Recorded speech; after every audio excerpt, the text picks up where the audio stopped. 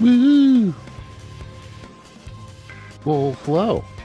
As far as I know, no one is tuned in, which is kind of crazy.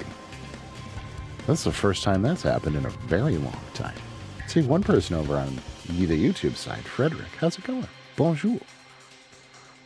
But it would appear on the Twitch side, I'm all alone, which is extremely unusual. Usually there's like at least half a dozen people in here. But that's quite all right. We'll just vibe and vamp for a little bit. Well, I'm sure folks will tune in. I'm realizing I should probably ping the Discord maybe more frequently than I do, or perhaps set up some kind of an event. I don't know. But yeah, I don't know what's happening.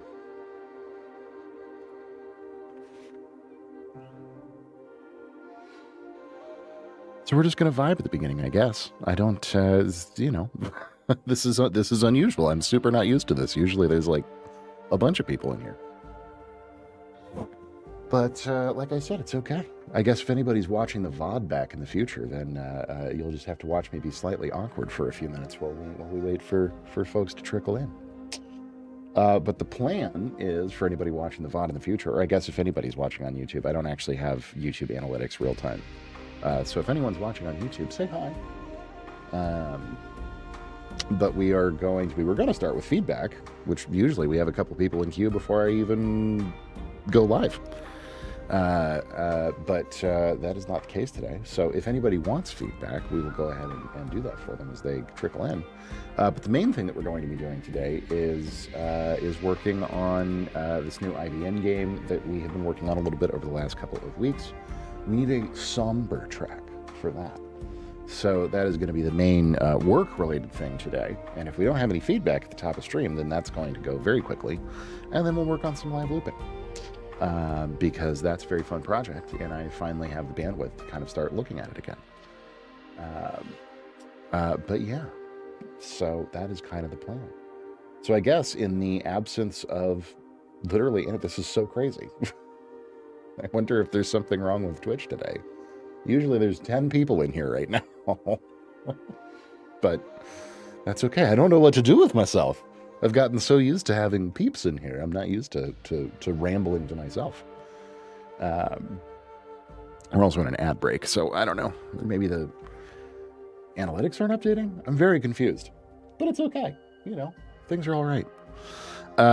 So yeah, I guess barring anything else, we'll just go ahead and start working on this piece. And as folks tune in, we will sort of explain what's going on and, do the thing. Do some feedback, if people desire, of course. But let me get this going here. So yeah, this track is somber. I won't talk too much about it since there's nobody in here, but we will just go ahead and start working on it. We do have a reference here. Studio One, what are you doing, buddy? Honestly, now would be a great time for you to crash because there's no one watching. It's funny. But we're going to do new session. What do we call this one?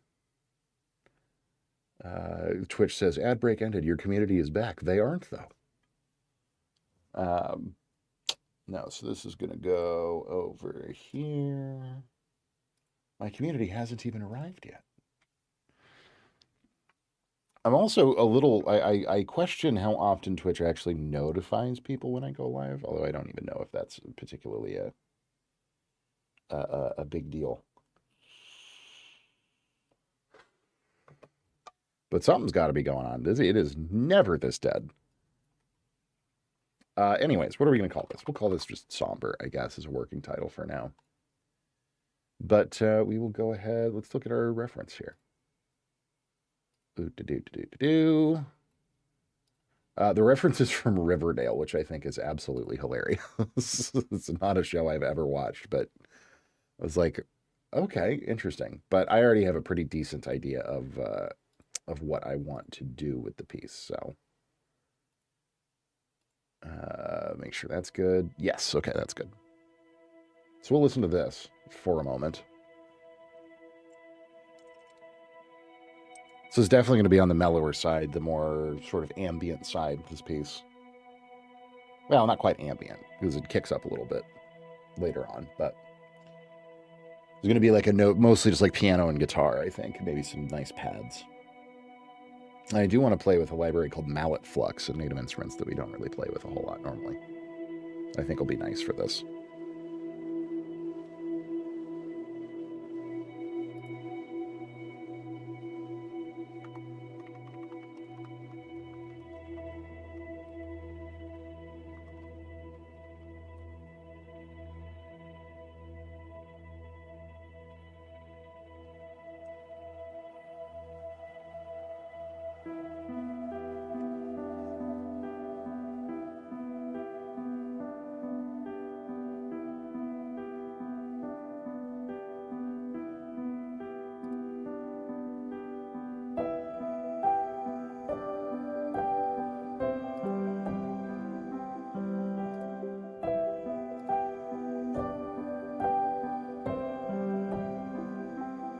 So yeah, just nice, like mellow piano. Then a little guitar comes in. And there's like sort of some string vibes a little bit.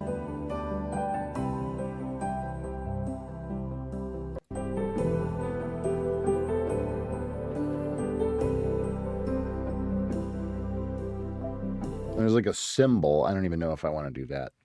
But yeah, like that's the general vibe, and the tone that the developer here is looking for is just like sort of generally somber.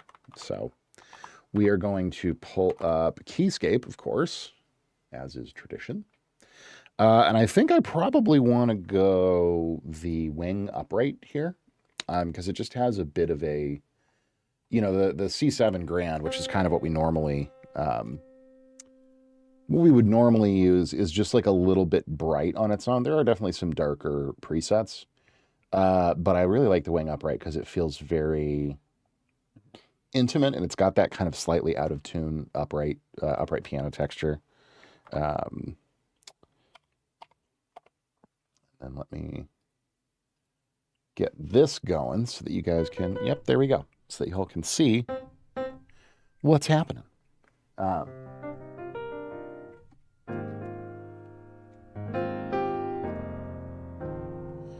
That's our normal C7 Grand, but I definitely want something like mellower and darker than that. So give me the wing upright here.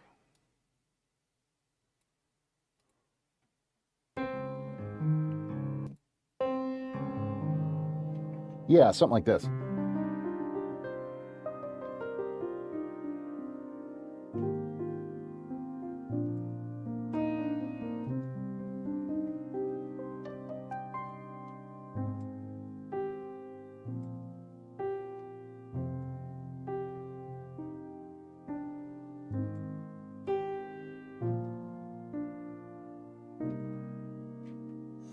But for somber is kind of an interesting thing to think about, because you generally want to, like, the best thing to me for somber is to go just true natural minor,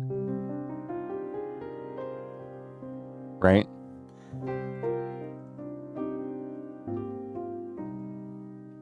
And not have like the Dorian sound at all.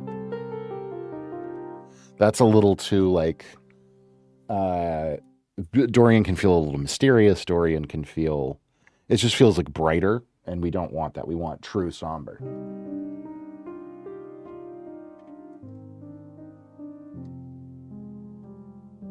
We want these kinds of sounds.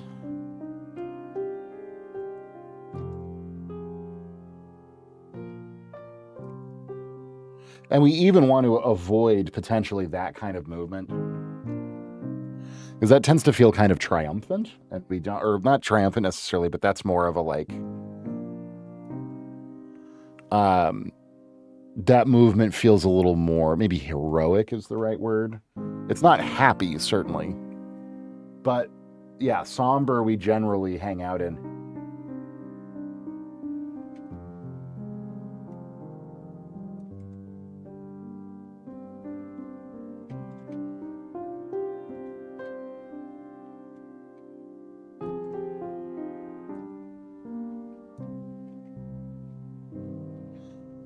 Very, very sad stuff. So very much natural minor. So I like this wing upright sound. We'll treat it a little bit. We're also definitely going to have some guitar, which I'll pull up in a bit here. We'll probably play the 8 string just because it's a cleaner, more modern kind of a sound. So we go input right. We will have that kind of ready to go. We'll start naming these. Keep ourselves organized. This is so crazy. Where the hell is... This is, I think, thus far, the most dead my stream has ever been. If anyone is watching, please do say something in chat, because as far as I know, I am literally completely alone.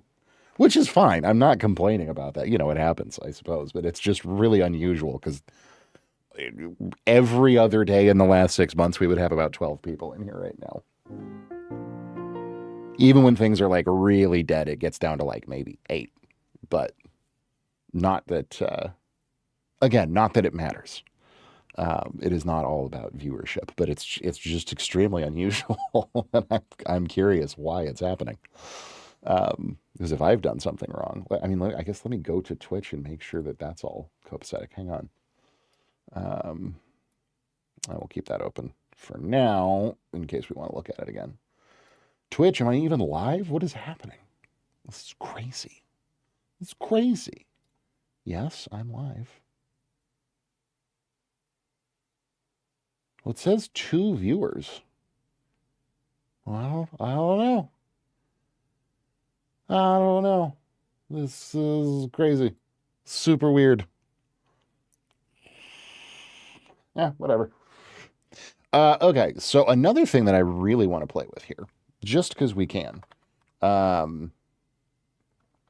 is this very cool library from Native Instruments called Mallet Flux. And it's the kind of thing that I always want to use, but I never really get the opportunity to use because it's a really specific sound that leans a little bit more towards like corporate music kind of, or like kind of TV score stuff. And that's generally like a bit of a different sound and a bit of a different feel from game scoring. Like game scoring tends to be either more orchestral or more like what we call hybrid, right? Which is like a lot of beats, electronic elements, like war drum kind of stuff. Or then game music, of course, can get very like chip tune or 8-bit or like classic, MIDI kinds of sounds. TV scoring, and certainly then like, royalty-free sort of corporate or commercial music, has its own sound set, and it kind of depends on the application, and there's certainly a lot of crossover. But Mallet Flux is definitely like leans more into the kind of like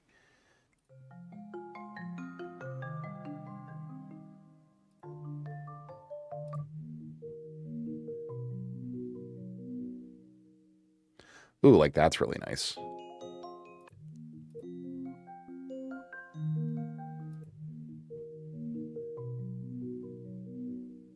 I like that a lot. Let's load that up.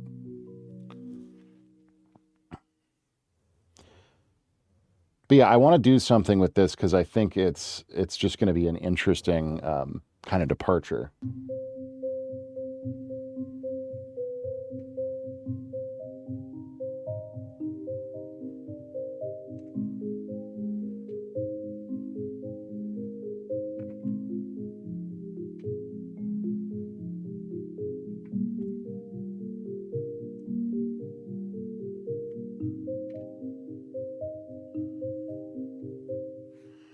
That's lovely.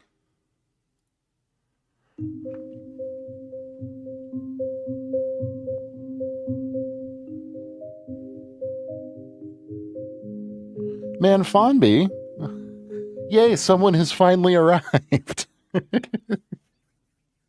Man, Fonby, I'm having a tiny crisis. I went live, and I think you're literally the first and only person who is watching.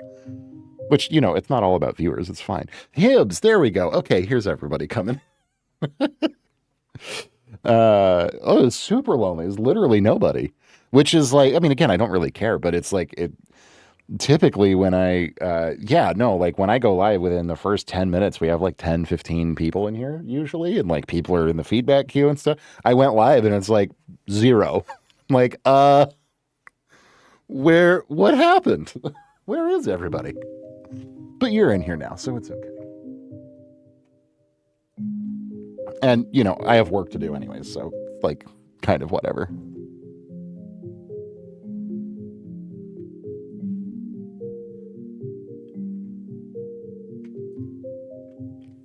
But we're working on a piece today that is for good. I mean, lets me just work, I suppose. But I like having people in here. It's fun. That's the whole point, right? Well, not the whole point. But who has texted? Very good. Okay, that is fine, just fine. No, so what we're doing, if anybody wants feedback on anything, by the way, queue is open. I'm happy to look at tracks because we usually do that at the beginning of stream anyways. But I just went ahead and got started on my work for the day, which is a piece for this IVN game, this sort of mystery noir visual novel that we have been contracted to score. Oh yeah, T-Hibbs absolutely. wants feedback on their song. Yeah, no, we'll do some feedback, buddy. Happily. That's you. I don't think you've used the new queue yet, Hibbs. We have a whole new really cool feedback portal that Supertonic, our wonderful moderator, built custom just for us. It's very slick, so you'll get to use that. Yeah. So the assignment for today is for this IVN sort of mystery noir interactive visual novel. And just the general prompt is somber. This is a situation where we don't really have the same level of brief, I guess you would say, that we might have for a game like Order 1, right? That we've been working on a lot, which is the really heavy sci-fi horror type stuff. And it's okay, it's for this specific level and we need a combat variation and we need an exploration and we need, this is just it's a series of general mood tracks that we've been prompted to create that are just kind of general purpose. Okay, this can go in any kind of sad scene, right? So somber is the prompt, and the reference that we were given from the developer is this track from the Riverdale soundtrack, which is kind of funny.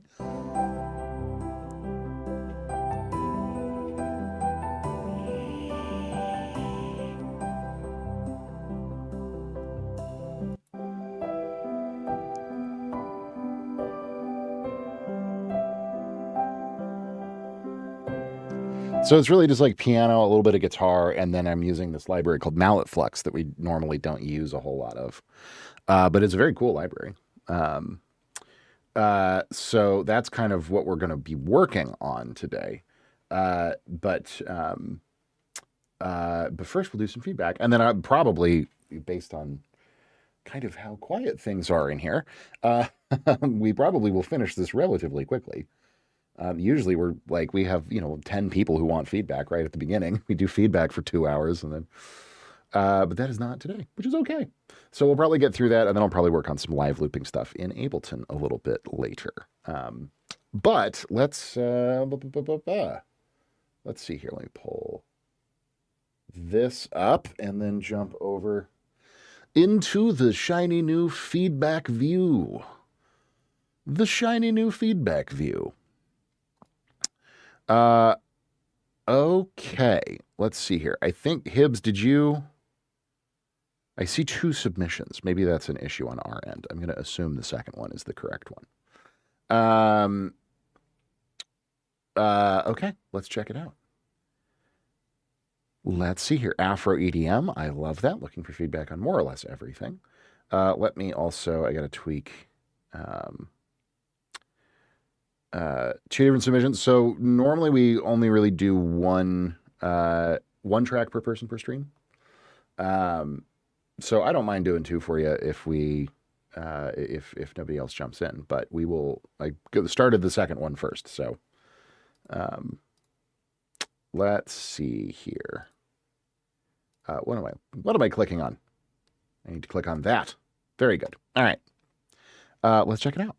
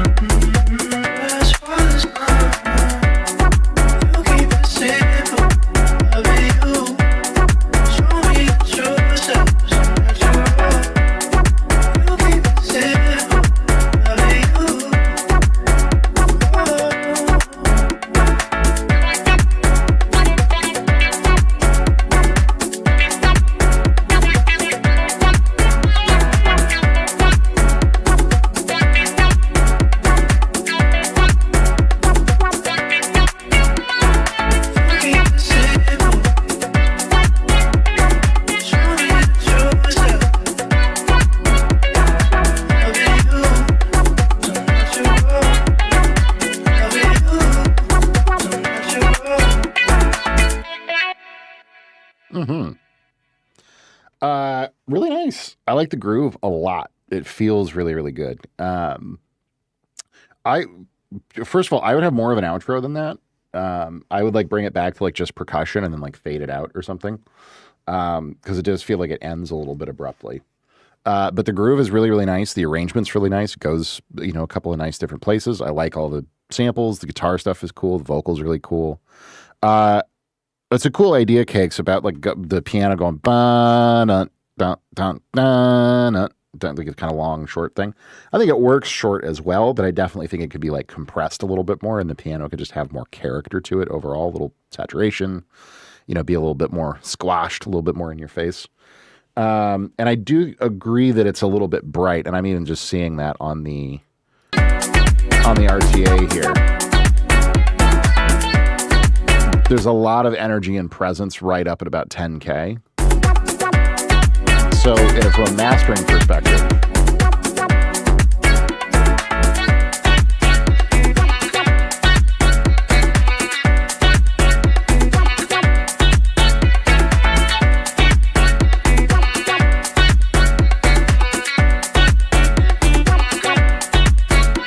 this is a dynamic EQ, which you would also have in like a lot of different EQ plugins. A lot of even just stock EQs and DAWs now have dynamic EQ capabilities in them.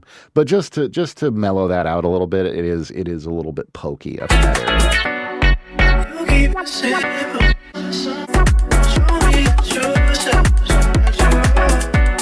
Ruben, how's it going? All right, now we got people showing up. It was funny, guys. I started streaming, and it's not a complaint because it's whatever. But like normally, I go live, and by the time I actually come on camera, there's like 5 or 6 people, and by 10 minutes, there's like 10 or 15 people in here. Today, there was literally 0 people. And I was like, where is everybody? What's happening? But it's all good. I was like, people will swing by in a bit. The other thing here, Hibbs, I just want to check real quick.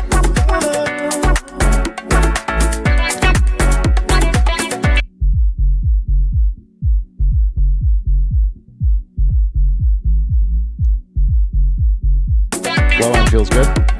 Nice and tight.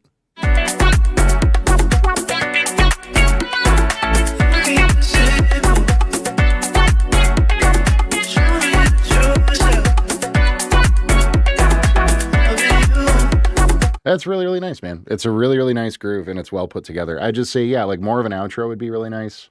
Watch that top end a little bit, and yeah, I'd compress the piano maybe just a little bit more. Give it a little bit more polish, a little bit more texture to it. And I think you'll be in very good shape with it. But it's nice. It's really, really groovy. Like I said, I really like all the sounds and everything you're doing. Yep, yeah, I think that is good. If anybody else is interested in grabbing some feedback, we do have a couple of slots here at the beginning of stream. Ban bot real quick. We don't like bots around here. But yeah, Hibbs, we can take a look at your second track here in a moment. Streamer's ego. Hey, it's not about my ego.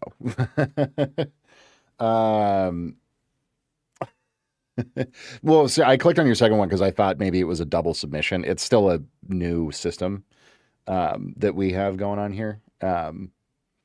So I didn't. Sometimes it does kind of funky things. This new like panel that Super wrote for us. It's very cool, but it is brand new. It's hot off the presses. It's slick. I'm very pleased with it. He did an amazing job. But no, it's not about my ego, Ruben. It's about yes, absolutely. That's the feedback is designed for like work in progress stuff, just to give if you want thoughts on it from somebody like me. On where it is. But no, it was not at all about my ego. I was more worried that like Twitch wasn't working or it was down for the day or something like that. Because it's just, yeah, typically there's at least a couple people who come say hi. So I was like, well, I don't understand what's happening. No, I figured. Okay, well, yeah, feel free to submit that, Ruben. I would love to check it out. But Hibbs had another track here for us.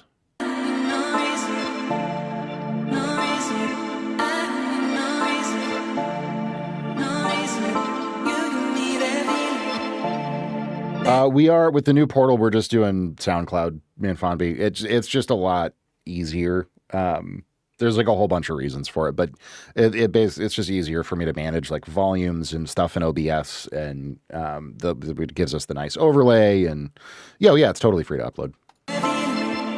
Absolutely, it's very easy.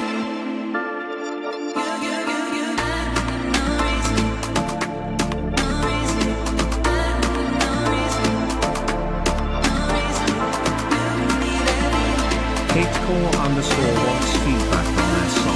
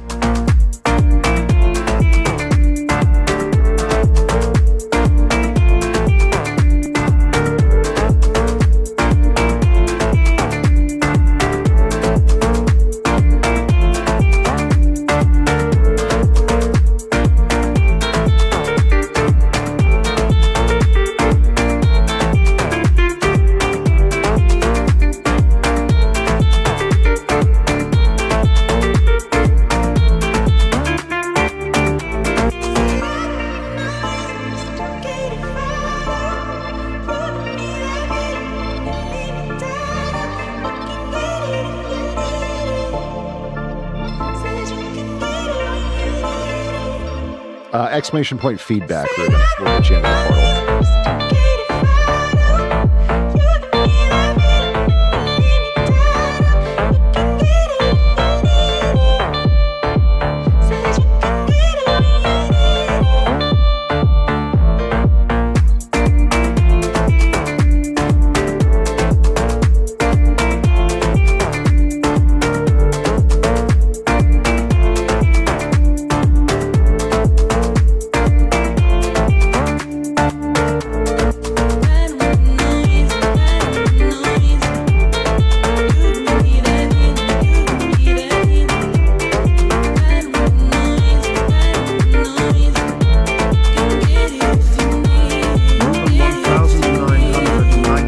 FX wants feedback on their song. Boom. Yeah, there you go.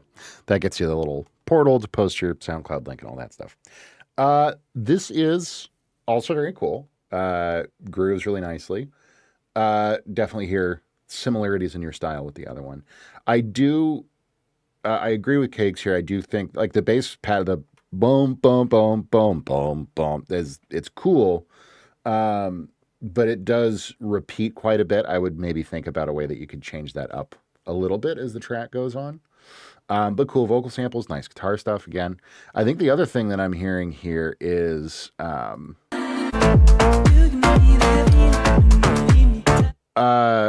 try, Ruben, make sure it's not HTTPS in your address bar. Make sure it's just HTTP. That happens for people sometimes.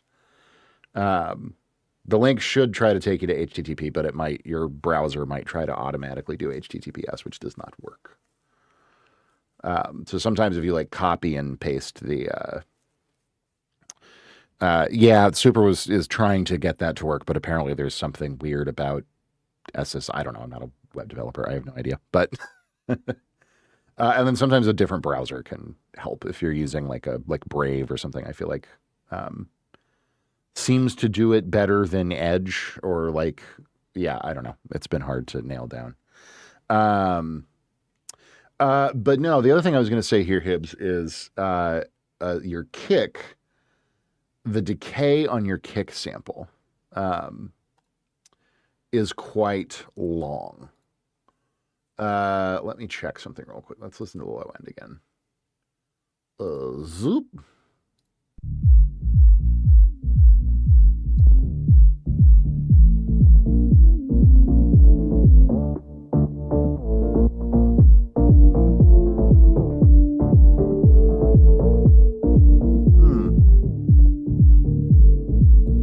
Interesting.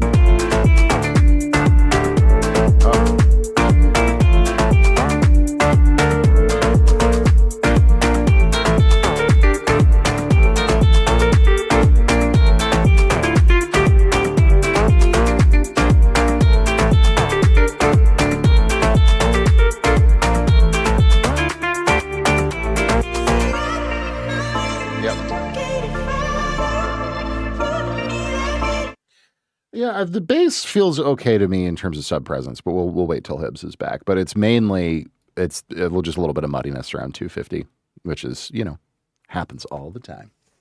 I think will help clean it up a little bit. But we'll vibe for a second while we have the blasted ads. We hate ads. Boo ads. Because you're subscribed, Cakes, or you were gifted a sub, so you won't see ads. You won't ever see ads. That's the little star next to your name means that you're extra awesome and have a sub. Back. Okay, awesome.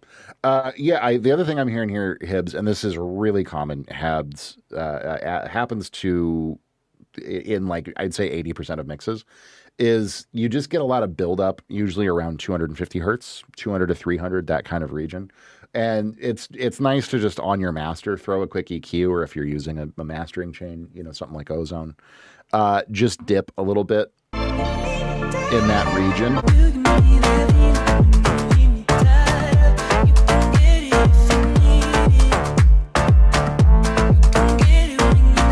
Just immediately cleans the mix up, because it's a frequency or an area of the frequency spectrum that has a lot of crossover between a lot of different things. So like the low end of a male vocal sits there. The low end of guitar can sit there if it's playing bigger chords. The mids in a bass sound can sit there. The upper end of your kick drum. Like it's just a spot where everything kind of can cross over a little bit. And so it's nice to, it can be nice to notch that on your master sometimes. It can help to really clean up your low end and make it feel really nice and defined. So here I'm just notching like 3-4 dB. I can hear without.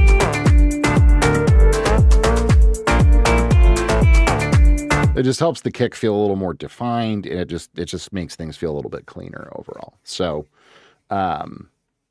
yeah. So that would be, just makes things feel a little more defined. So I would say, just like a little bit more interest in general as the track goes through. It starts to feel a little bit samey. So definitely like changing up the bass pattern. Little less decay on the kick. I said that initially, and I was like, I kind of started to question it because it's a good sounding kick. But maybe just a skosh less decay on it, and then notch 250, and I think you'd be in very good shape with it. Over on YouTube, Hiromi, how's it going? Hello, good to see you. But nice job with it. Both very, very nice tracks, and I appreciate you sharing. Very, very cool. Oh, and then definitely an outro on this one too. I noticed this a lot, and I'm not entirely sure why this is a thing, but I feel like the outros are like not a thing anymore. Like tracks just seem to end now, and a good outro is, we love a good outro. Like, just like break it back down to the percussion, and you should be good. Yes, as far as I know, Ruben, that should work just fine. If not, you can just unprivate it and then like delete it once we're done listening to it. Should be fine. But yeah, always outros are important. Outros bring your tune in for a nice landing. And especially like if anybody, for electronic stuff like this, if anybody ever wants to like use it in a DJ set, having an outro that just like is some percussion or some drums or something gives them time to like beat match and do a transition or a crossfade into the next track. So I don't know if you're thinking about sending this to DJs or if you plan on it ever being played as part of DJ sets, but that is another good consideration there for stuff like this.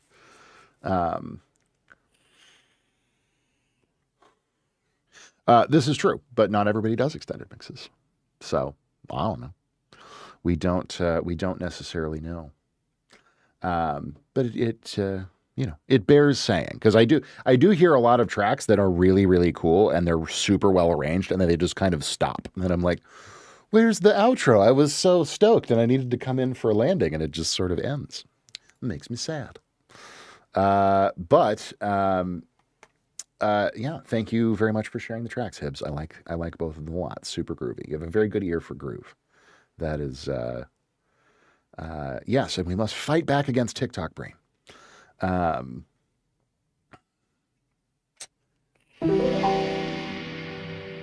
learn how to hustle.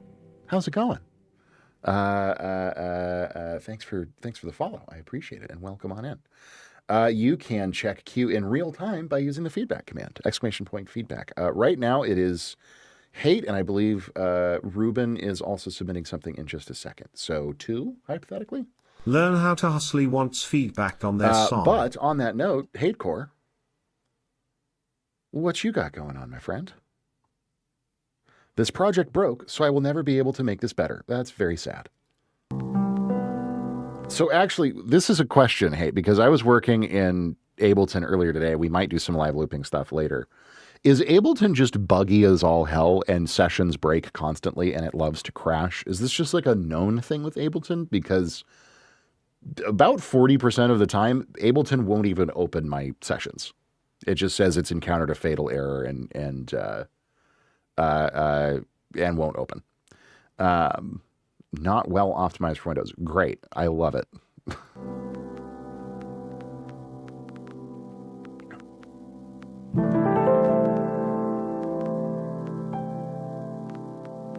Well, I will never purchase an Apple product as long as I live, so.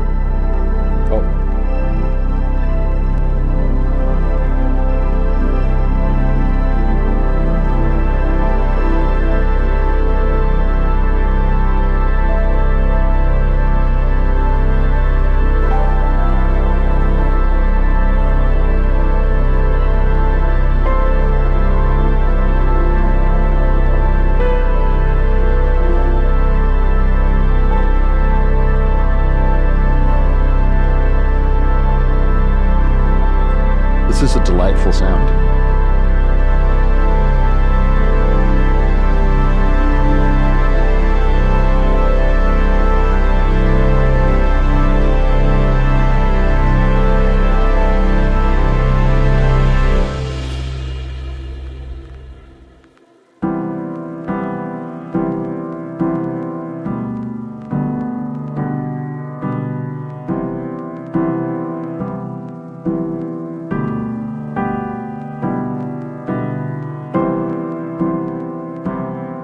What piano is that?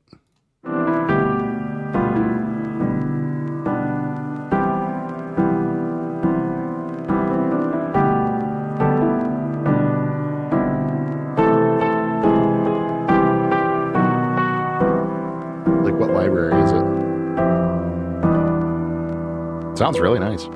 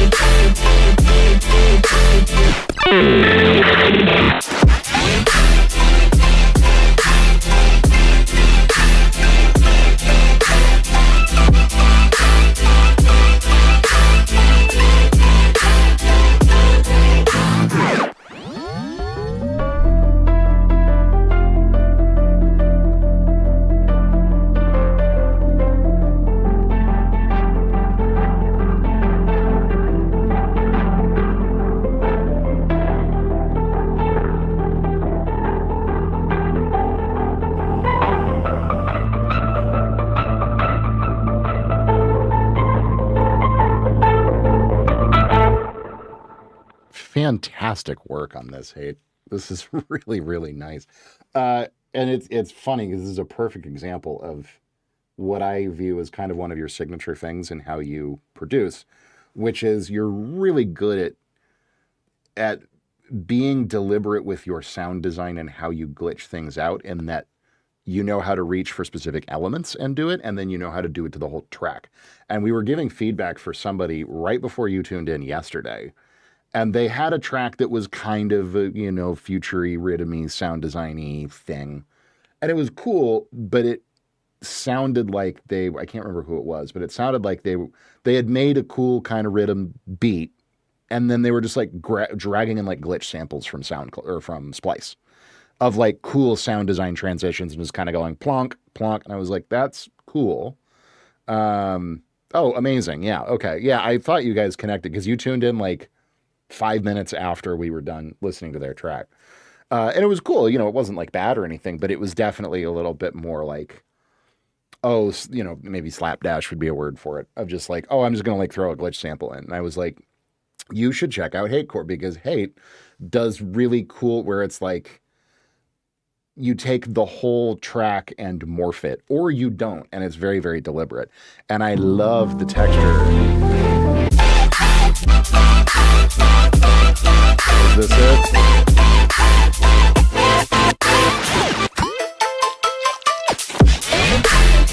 No, where's the transition?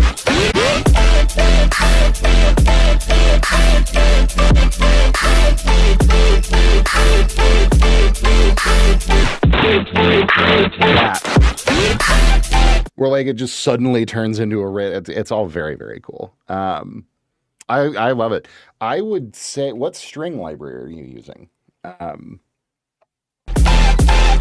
think the one thing that would make a track like this hit harder is just a really good, really, really, really good quality string library, because the strings that you're using are nice, but they feel very MIDI. And if that's what you're going for, that's it's certainly a sound. There's nothing like inherently wrong with it. But what Kontakt library specifically? But like something like a Composer Cloud, something like Musio, something like Albion or BBC from Spitfire, which I know these are all like expensive, big libraries. But if you ever can, I would recommend investing in a library of that quality. I think the way that you produce is very much worth it if you haven't invested in something like that. So it sounds really good, Cakes. It just has really limited articulations and really limited dynamics mapping. So like for like just background paddy stuff, it sounds great. But when you want to get really into like, and this is where I think, hey, you would have a lot of fun with a good big, commercial level string library, is you can go really deep with the articulations and really, which you guys watch me do all the time, you can really sculpt it to be an incredibly like authentic and realistic sounding performance. Oh yeah, for sure. Well, when you save up the $40,000 that an extra SSD costs these days, then maybe you'll have a little change left over to get a good library. Yeah, and I mean, I like Composer Cloud a lot. It's $20 a month. Musio is even cheaper than that, and I don't think it sounds quite as good, but it's certainly a step up from anything free. Both Composer Cloud and Musio have excellent choir libraries as well. And that's why I like them, because it's like, yeah, subscriptions are really annoying, but they come with so much shit that it's really quite nice. How's it going, Cry Device? But yeah, that's the one thing that I feel like a track like this would be elevated, is like Cry Device wants feedback on their song. Really high quality string samples and paying a lot of attention to the articulations and stuff, so that it really feels orchestral for that moment where that stuff comes out. Yeah, but other than that, it's great, man. It's beautifully arranged. Your stuff always is. I love, all the changes in the chords and stuff. The sound design's immaculate. Excellent job. Yeah, and that's like when you get into the commercial libraries, you won't have just staccato. you'll have staccato and spiccato and staccatissimo. And like mercato short, which are all short accented articulations. And so you can like move between them on certain notes. You'll also have like full dynamic control with different dynamically layered samples. So you can swell them in and swell them out. And like even some of the libraries have like smart voice switching so that, you know, if you have a full string preset, it'll take your chord and intelligently spread it between first, second, violas, cello, and basses, which is really, really handy. And then you can do like vibrato and bowing using your mod. Like you get all these MIDI CC lanes of different ways to sculpt the sound. So you can, like I know in Spitfire, you can tell them what direction the bow is going. It's super advanced. Like, if you're ever tuned in when I'm doing real scoring stuff, like when we're working on Order 1, I'll have my piano roll pulled up and then 4 or 5 lanes of MIDI automation beneath that. That's like dynamics, bowing, articulation, and vibrato is the other big one where you can have them swell into vibrato and do it. Like, it's incredible. It's insane. What these libraries can do. Now, the libraries are also gigantic. And like, I mean, if you download all of Composer Cloud, it's like 3.5 terabytes. It's crazy. But it's worth it. And it's worth it to learn it all because it's really fun. It's a little tedious, but knowing how much you like sound design, you'll have fun with it.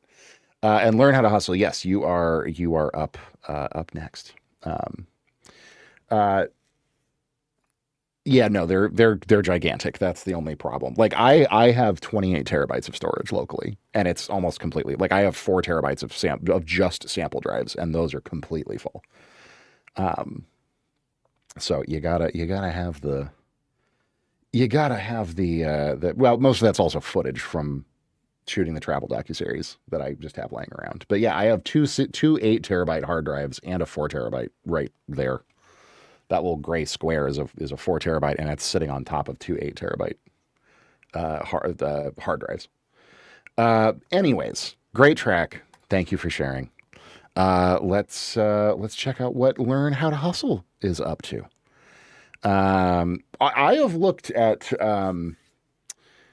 what do you call them? Private servers. I can't remember the name.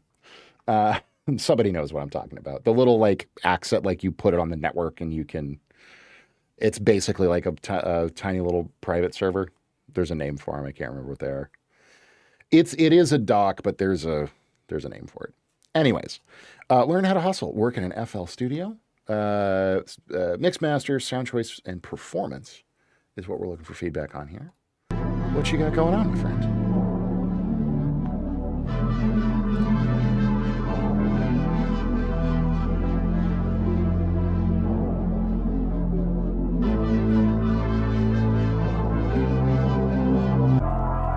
Chcę być już częścią, chcę to zabić. I chcę być już częścią twojej racji. Ciężko na to płacę.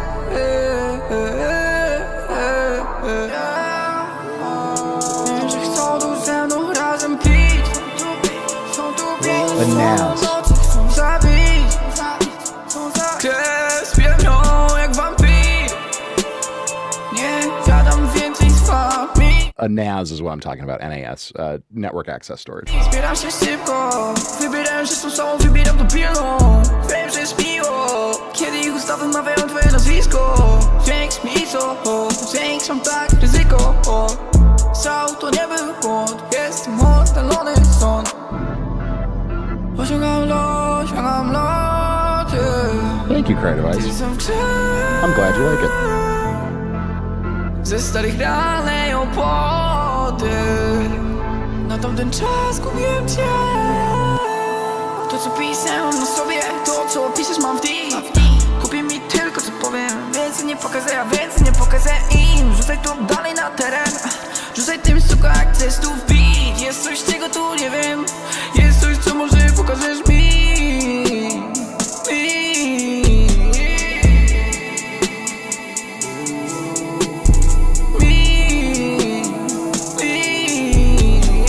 Thanks, Cakes. You're very kind.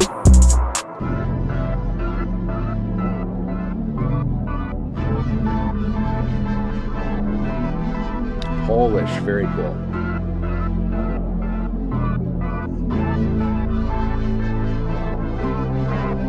So did you do the whole beat yourself as well, I'm assuming, if you're working in FL?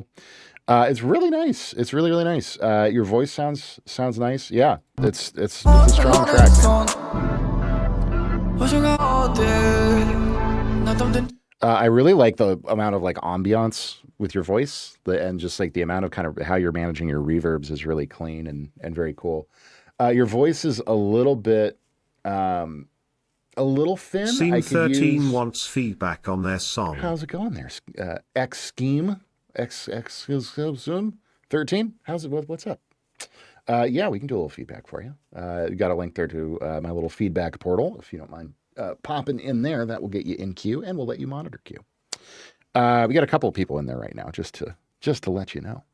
But no, your voice feels tiny bit thin here. Maybe I might EQ a little bit more into the low end, and the auto tune. I can tell you have a really nice voice on your own. It sounds like you have good vocal technique.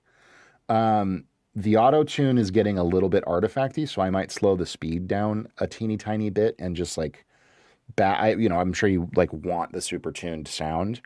But if you back off it just a little bit, it'll feel a little bit more natural. I'm definitely getting some of that like really jumpy, artifacty stuff. And your voice also sounds really breathy to me, which is nice, but that can kind of throw auto-tune through a loop. Because if there's moments where, in between two notes, there's a moment where your voice gets really breathy or almost is like a whisper for a second, just because of how you sing, that auto-tune can kind of do weird stuff with that. So if you slow it down just a touch, it can help it to feel a little bit more natural. The only other thing here more in the beat department.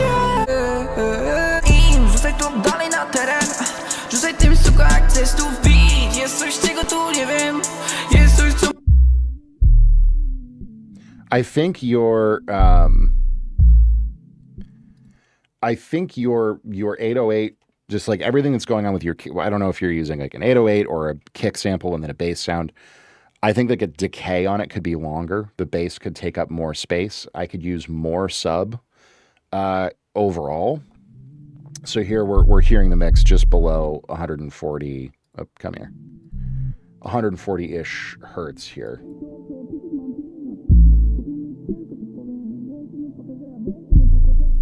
That's like below 200, and you can hear there's not really a lot of like definition going on.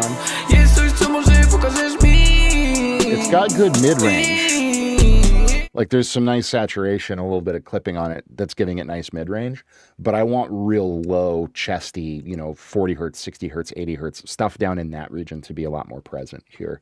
And I want more punch to it as well.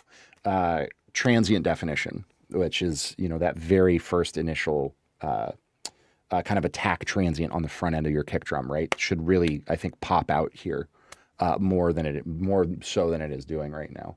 So like I can emulate that a little bit just by adding some saturation to that low band.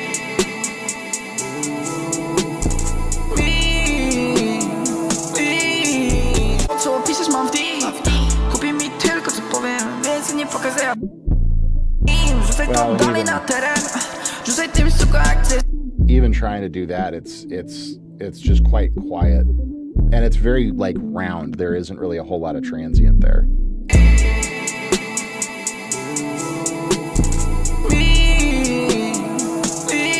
So yeah, I think more low end, longer decay on that bass sound, tighter transient on that kick, and just like more sub push down in that whole region. I think in general would really do you some favors here.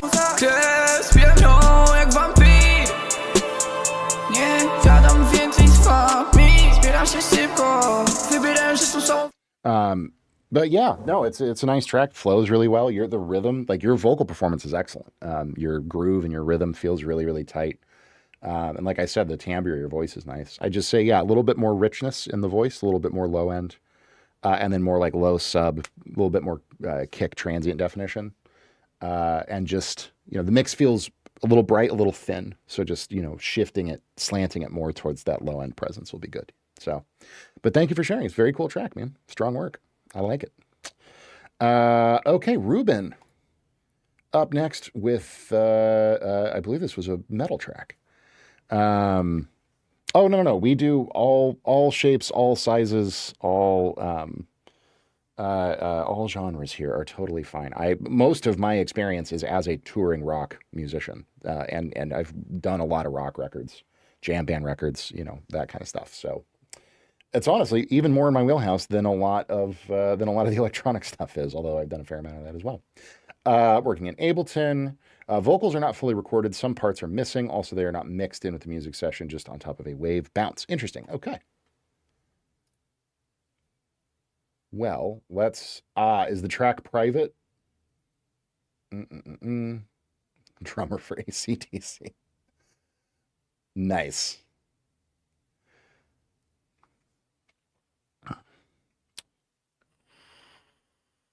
Gotcha. Understood.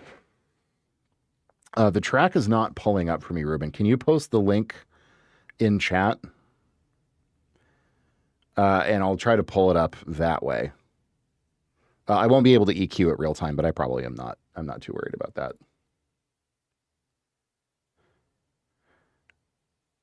Let's see. Yeah. That track has been removed according to SoundCloud.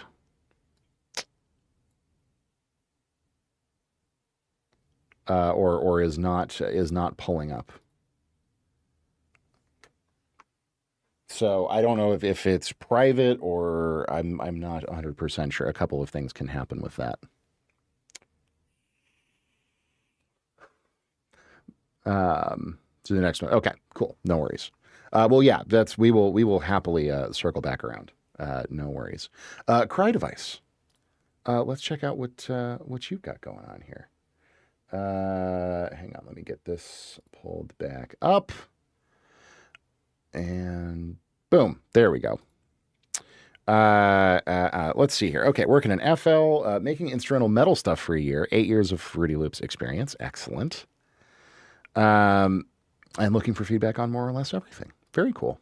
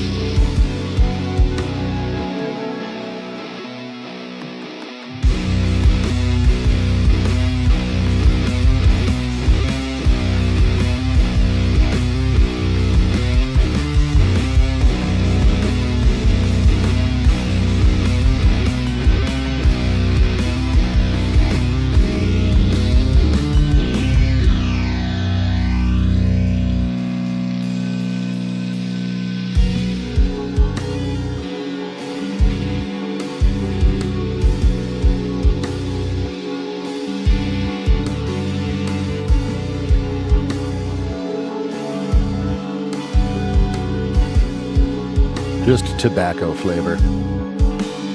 Nothing crazy. I hate all the super sweet candy.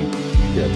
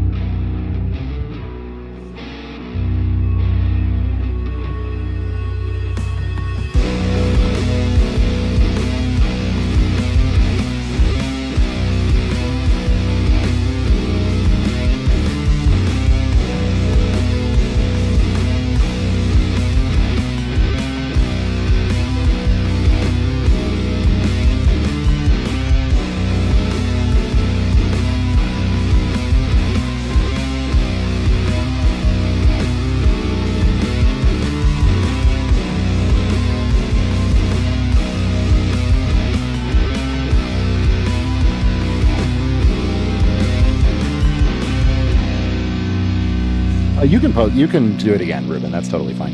You can resubmit.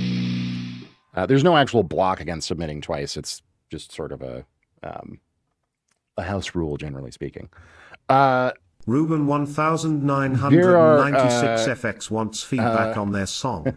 How's it going, chemist? Good to see you. Yeah, sometimes it's rough in the little fighter world. But fortunately, you just type anything in chat and you'll respond.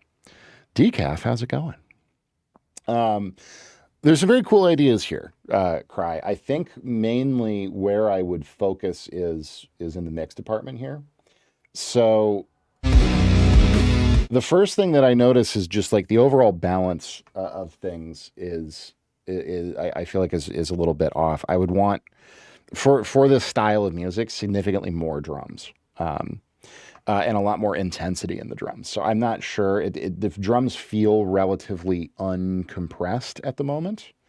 So I would definitely look into, getting a nice, like, real punchy sounding compressor. Something like API 2500 from Waves, which is pretty, $10-20, I think, if you get it on sale. Phenomenal compressor for hard rock and metal drums. One of my absolute favorites. I use it all the time. Distressor type plugin could also be really, really nice here. Or even just, if you're just using stuff built into FL, you can definitely get good compression sounds there, but it's really going to help you bring a lot of life out of the drums and really like make them feel more in your face. And then I think there's more volume significantly as well. There's also a lot of kind of low mid buildup here because it sounds to me like you've got a pretty low end heavy guitar tone. You've got a really thick low subby bass. You've got the big kick drum, in the drum kit. And then I hear some synth stuff in there, but it's all very like low end, low range. Okay. Yeah. So if you have the FabFilter's compressor, you could definitely get some good rock and drums out of that. But all of the parts are really down, kind of in this area of the frequency spectrum. And I think when we're arranging stuff, we want to think about things from the perspective of like each sound should ideally really have a place in the mix. And so if you've got really low, thick bass and then nice, like low to midi guitars, if I reach for a synth, I'm probably going to reach for something up in the top end of the spectrum because you really have very little. Leave space for vocals. Yes. Sorry. I forgot vocals are going on with this as well. But even then, your vocals, particularly if it's a male vocalist, are also going to be very low mid, have a lot of presence in the low mid. So I would reach for, like, if I were to go for a synth pad, I would reach for something much higher pitched and I would push it out to the side of the stereo spectrum. That leaves the middle for your vocals, but it kind of evens out the whole frequency field, right? Because what you've got going on right now is like that low paddy synth is competing with the bass, it's competing with the guitar, it's going to compete with the low end of your vocals as well. And so it just feels a little bit indistinct. I can't really hear what it's doing. It's getting a little bit buried. So I always think about parts before I think about EQing, right? So I always think about if I take the actual notes that the synths are playing and move it up in the register, right? I'm not even going to have to worry about EQing because it's going to push that sound up into that high frequency spectrum. But beyond that, yes, I think balancing, I think like bass could come down here. And I think that the bass tone could be a little less sub forward and have a little bit more presence, be a little bit more balanced. More drums. I think the guitar is pretty nice where it's at. It's a nice sounding tone. But like what's really happening here is you're just getting a lot of buildup in the low mids of the mix.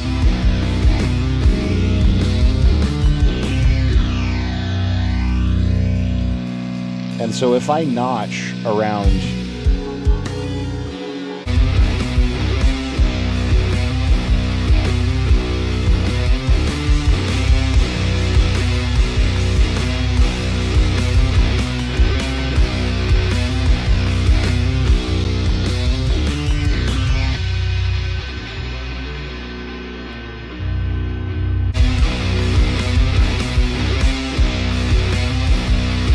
So that's just putting a compressor across it and notching 200 and then lifting the top end overall to give it a lot more presence. Because that's like, if we turn if we remove that and you look at your frequency spectrum here, there's very little information. You see this big kind of fall off right here. There's very little high frequency information here. So even just kind of compensating and shaping it against that.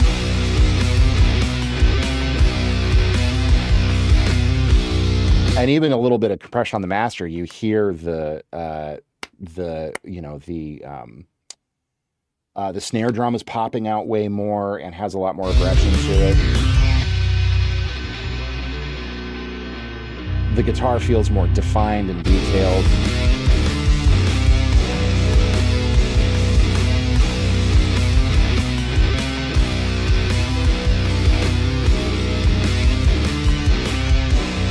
Pull back a little bit on that really present sub frequency down in the bass. Just, yeah, general things like that. And some of that is you can handle in mastering, but really you want to address it in the mix. Always, if you can come out with a great mix, you've won 90% of the battle, right? We don't want to fix this stuff at the very end. We want to think about it, while we're producing, while we're putting the track together, what the parts are doing, all that kind of stuff. So, yeah, I mean, I think, I know you've said like vocals are still going to go on it potentially. Or was that Ruben's track? Cry, is this, are you going to have vocals on this? I can't remember if you mentioned. But yeah, if it's just, oh, I'm so glad. Because like, if you're going to have vocals on it at some point, that's an important consideration. But yeah, looking for vocals. Okay, cool.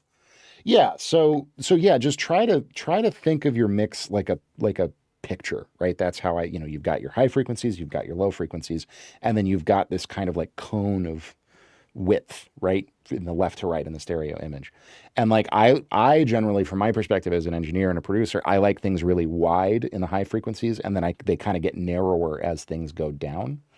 But yeah, think about, if you can double track your guitars and pan them left and right, that always sounds amazing. And can kind of get them, to occupy a bit more space. Synths, I usually like higher frequency spectrum. And push them out to the sides of the mix. And then you've got some room in the middle if you ever want vocals. More, balanced bass tone, compression on the drums, and just balancing, all this kind of mixed stuff. So, but there's definitely cool ideas in there. I like the groove ideas. If you don't ever put vocals in it, like a nice lead guitar part could be really nice in there. But yeah, it's cool stuff. And thank you very much for sharing, man. It's neat. And I hope that was helpful. But we will go ahead and keep it moving here, with, Scheme. Thank you. I appreciate you sharing. Scheme, I believe you're still in here with us. Woo. So Toast Cam is not a thing anymore, unfortunately. Normally Toast would be right back there, but he was snoozing underneath our bed earlier, so I didn't want to pull him out. But back in the day in our apartment in Manhattan, he would sleep right under my feet. And so I had a second webcam that I pointed down at where he would always curl up and sleep. And that was what Toast Cam was. So I need to shut that off. Actually, that shouldn't even be a redeem anymore. But you can do Toast to Dance. Toast to Dance is fun. Toast is doing great. He likes to crawl under our bed. Which is like, it's one of those lift up storage beds, and he gets back in there, and I was like, I'm not opening the bed up and ripping you out of there. That's a bit too much. But I will give him pets for you for later. Don't you worry. All right, Scheme. What we got going on here? Working in FL. It's an old project I want to pursue into a more future-based track, if that makes sense. Okay. I love it. And then after this, we'll do Ruben, and then, oh, thanks, Cakes. I love it. We'll do Ruben, and then we'll get back into doing some work on this track for this game.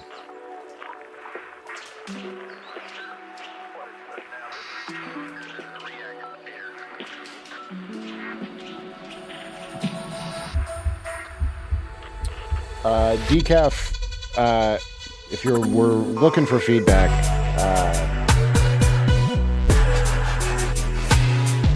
sorry to interrupt. Q is closed right now, but you in the future you'll use !feedback, and that gets you the portal. We do SoundCloud links, and I have a whole feedback portal on my website that we use. But Q is closed at the moment, unfortunately. So sorry.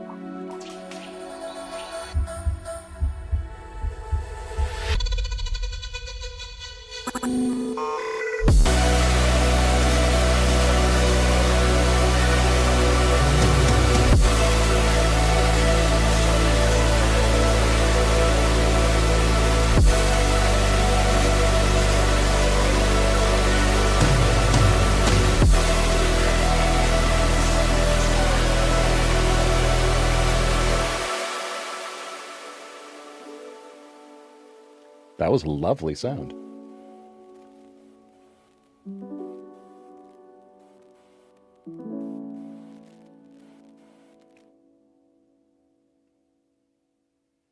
Really, really nice, man. Really creative.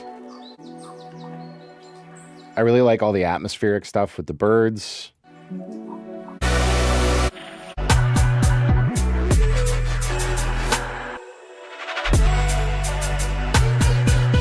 I think overall what I'm hearing here is I think that the mastering could be just a little bit more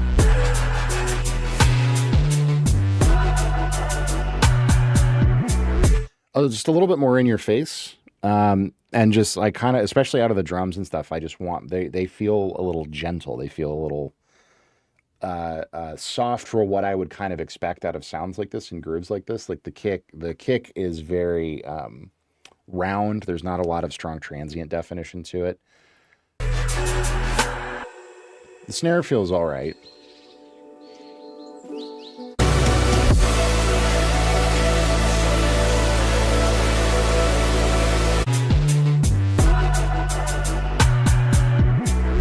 But I love the big, huge, open, crazy, super intense section of just those big, beautiful chords. It's a really, really nice sound. There might be room in there for a little more ear candy going on, and it's like some automation to maybe alter that sound a little bit, just for as a textural thing, as opposed to just being blah and like wide open the whole time. But it's a really, really nice sound and great chords, great harmonic movement.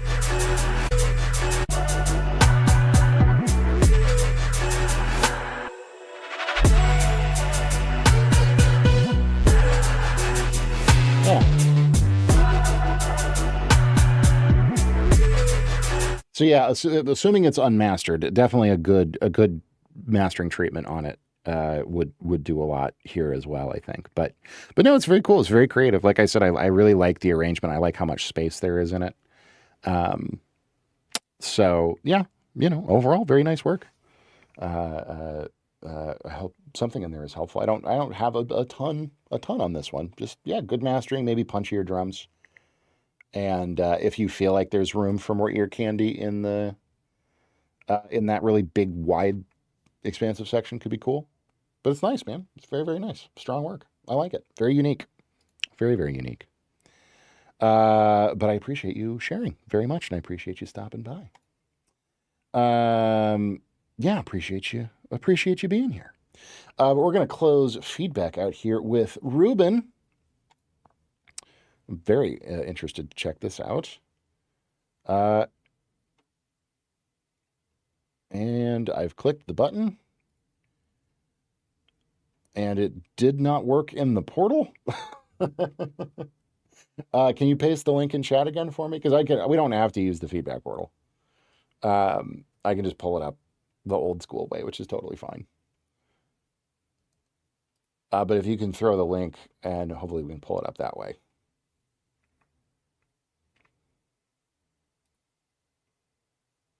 Boom, that's got it. Okay. Here, we'll just jump over here real quick. And listen to it like this. 1 second here. I got to switch this over to that. And then I got to turn not that. 1 second. I got to turn off Restream. Boom, there we go. Okay, great. Let's check it out.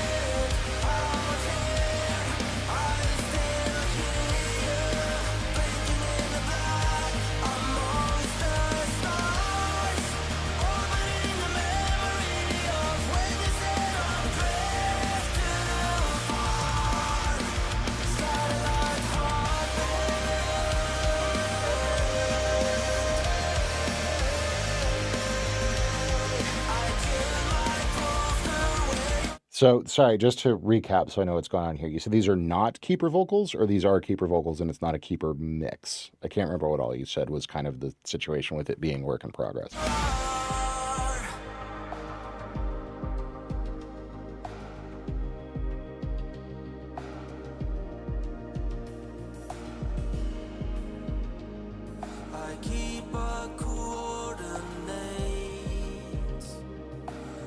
Okay. Gotcha. Okay, cool.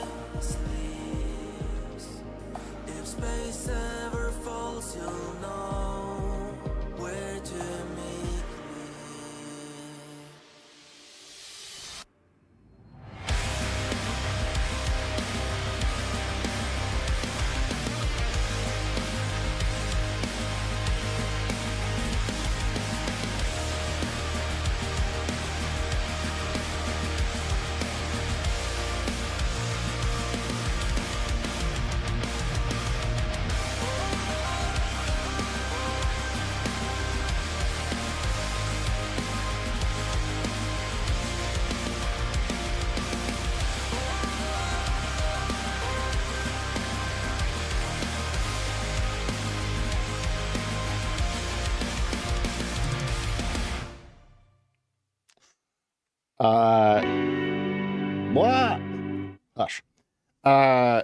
Phenomenal work, man. Your production chops are out of this world. Great, great, great job. This is a whole different league of production. It sounds phenomenal.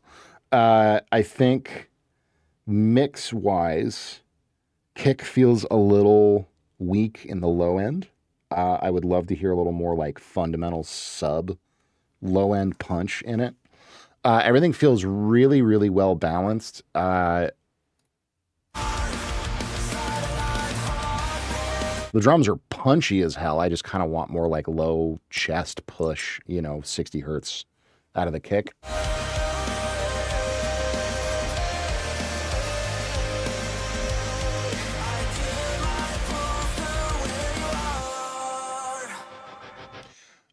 When you do ultimately get the vocals in there, they feel like a teeny bit back right now. I know they're not like a final mix, but I'd love to hear them a little more forward. Also, are you using a lot of tune? It feels to me like there's quite a bit of tuning on the vocals, and I would be a little careful because it gets a little artifacty in spots and just starts to feel a little bit synthetic. I always err on the side of more natural, especially with stuff like this, having like the perfect, I would rather have a vocal that feels more natural and is slightly out pitch wise than a vocal that's been like super tuned to death. Always feels a little nicer to me. So, certainly tuning is very industry standard. So I'm not saying, don't at all, but I feel like it's getting a little bit, yeah. It's just getting a little bit artifacty, in spots. I would also personally, and this is more just a taste thing, I feel like there's a lot of room for lead stuff across this whole track. Like this section in particular.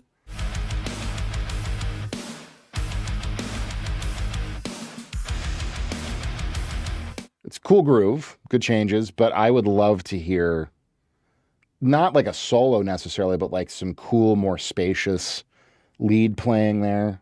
A solo could work there as well. Something melodic, harmonized could be really nice. That chorus out to me is okay. Vocals are going there, cool, yeah. Even around vocals, like I love just like little like double stoppy stuff up high that's panned out wide around vocals. I think is really cool. Doubling vocal melodies with leads and building harmony that way is really, really cool. And I think that last chorus as well is begging for some higher guitar work. Even in the place of vocals, just, like little dyads, kind of stuff, I think is always really, really cool.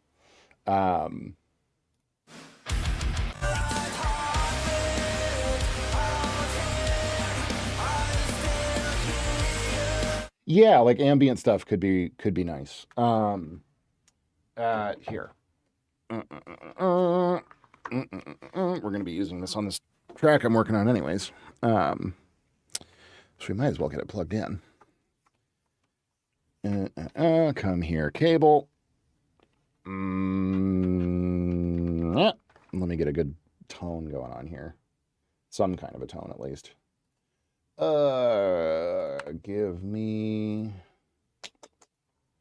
Yeah, we'll go with the classic. And then my favorite preset in the whole wide world, Verbea's 4th position. Why do I not have sound here?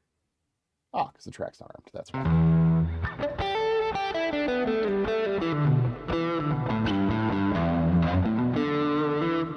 Yeah, that's fine.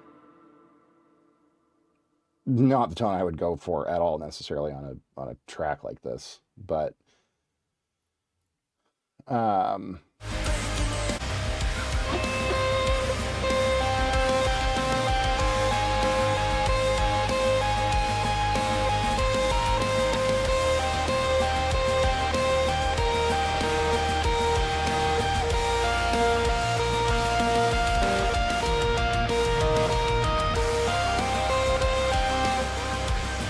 that kind of stuff.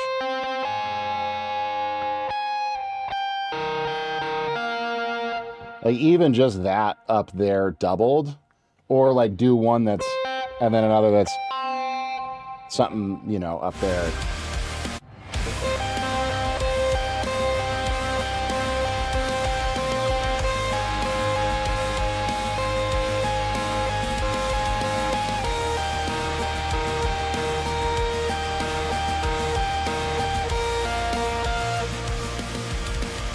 just it's all that layers. There is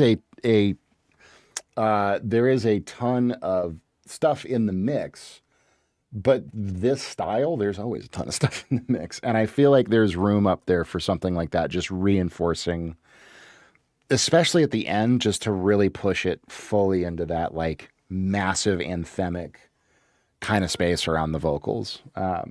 Yeah, single string stuff, even just like more rhythmic.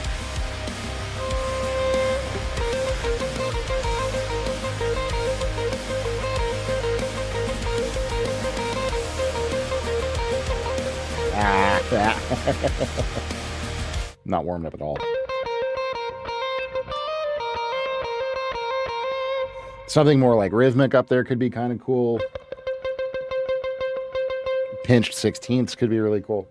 Yeah, I would love to hear that just a little bit more throughout, potentially. But no, it sounds insane, man. What are you using for drums? It's super, super slamming. The mix on the drums is exceptional. And the mix overall is really exceptional. Very, very,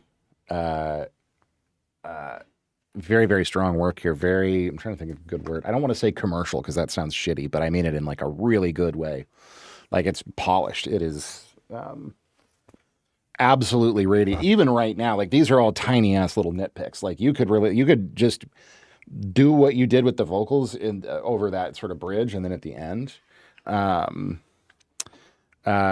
mixed wave sleep token with additional slammers samples. Interesting. Okay, cool. They sound great. I mean, yeah, you could release this fucking tomorrow, man. It would, people would love it. So this is all extremely nitpicky, really high level, tiny changes.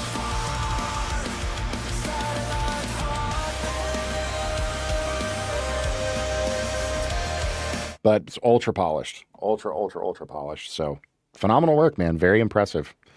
As far as I'm concerned, you said your level of experience is 7. You get a 10.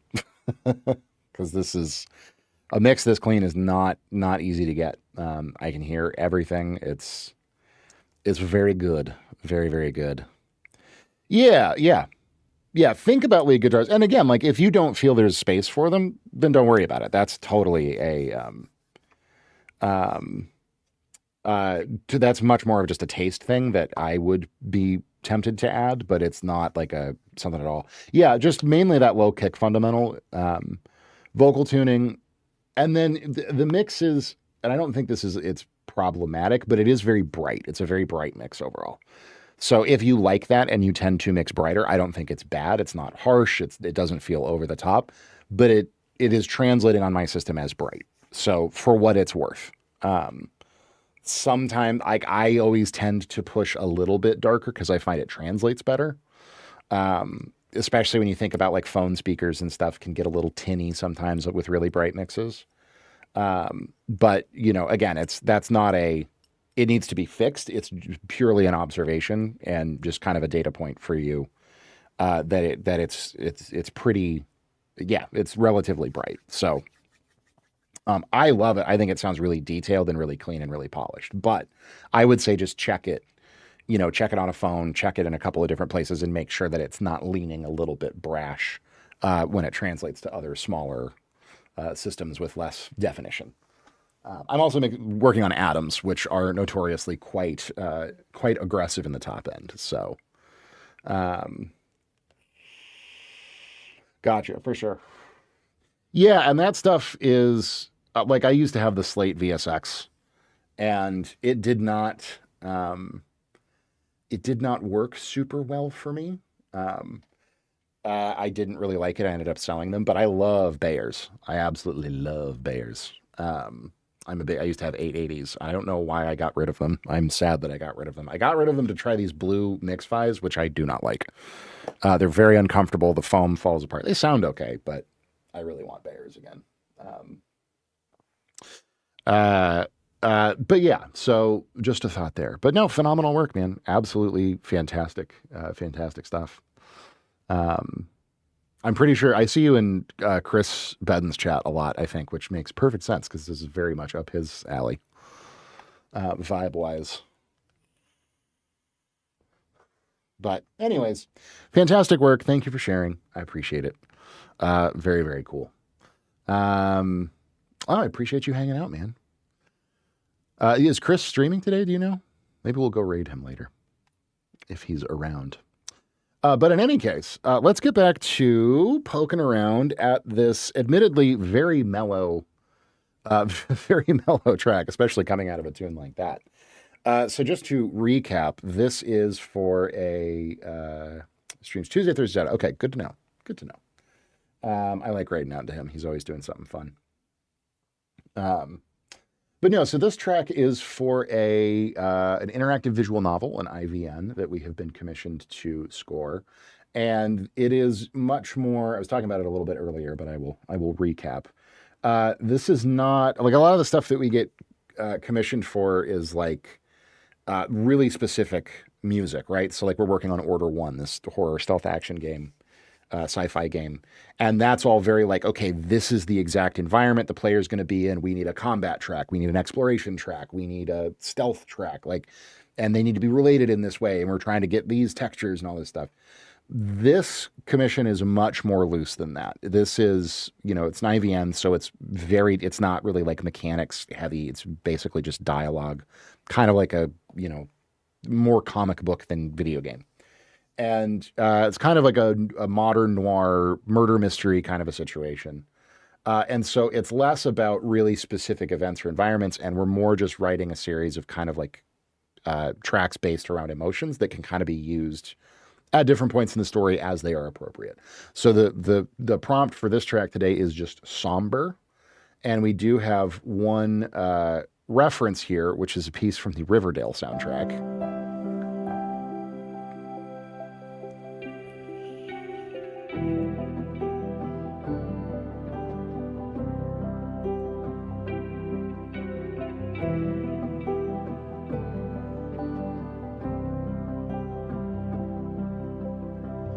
So just kind of mellow, generally somber kind of ambiance here. So we've got a nice dark piano pulled up.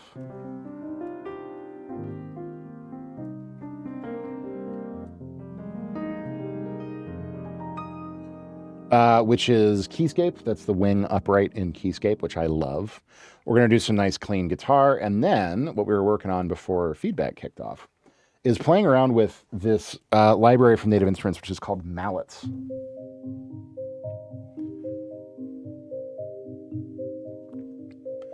Which is a very, very cool sounding library. I don't get to use it a ton because it leans a little bit more into like, oh yeah, Keyscape is phenomenal, man.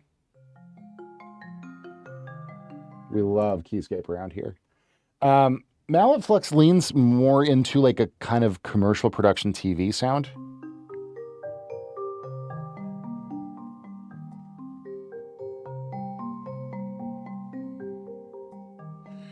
Which I don't do as much work in that arena, but it's a really cool sounding library that's really quite versatile. So I think we're going to kind of build our whole thing.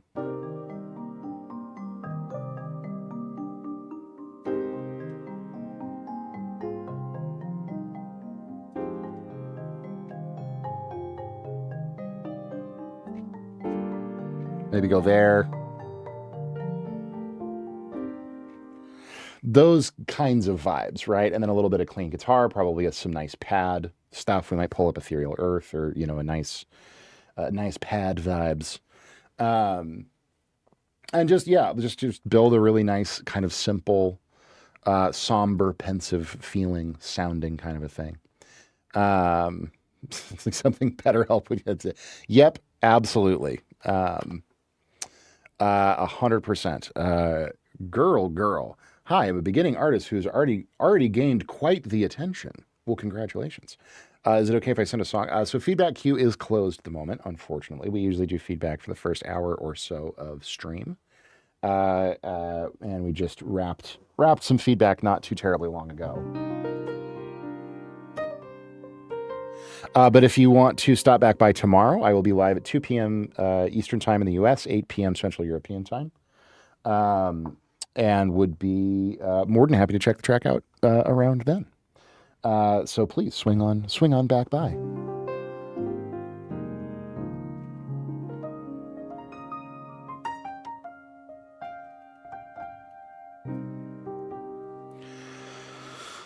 Well, I will be live on Friday again, and all day Mondays also. So I'm live every day, Monday through Friday, generally at that time, 2 p.m. Eastern, 8 p.m. Central European, and all day Monday is Feedback Monday. So you're welcome to come back anytime, and we will check it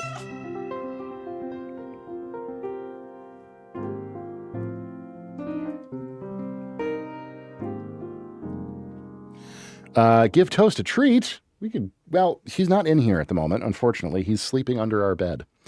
But maybe if we open the door, maybe he'll come running. Let's find out. Hang on.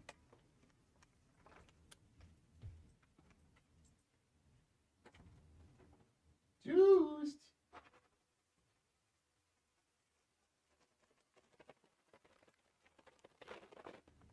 We'll see if he wakes up and hears it. Oh, yep, here he is. Hey, bud. Come say hi to chat. Come here. Whoop. Here he is. Look, everybody, it's Toast. Chat wants to give you a treat. Just don't shove your ass in my face, please. I would love it if you didn't do that. Oh, very good. That's all. Munch, munch, munch. Woo! Thanks, girl. Toast appreciates it. All right, you can go relax now. Go sleep on the couch. Oh no, you want more love? Of course you do. Always. He's the co-host with the most, Mr. Toast. We love him. Anyways, grinding hard. We do what we got to do.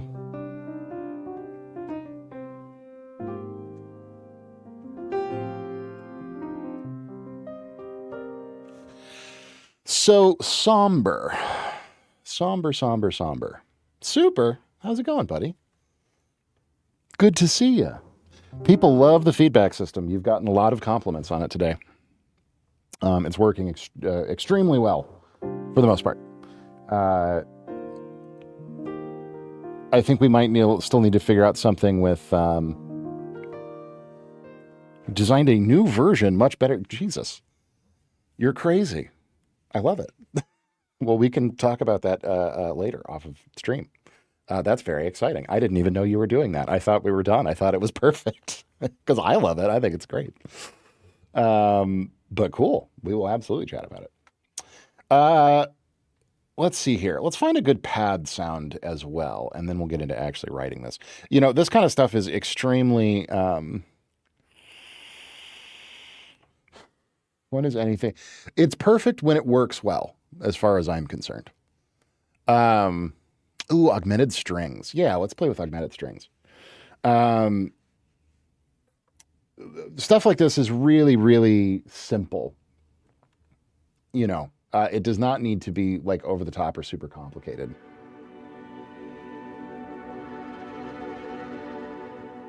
Honestly, right off the bat.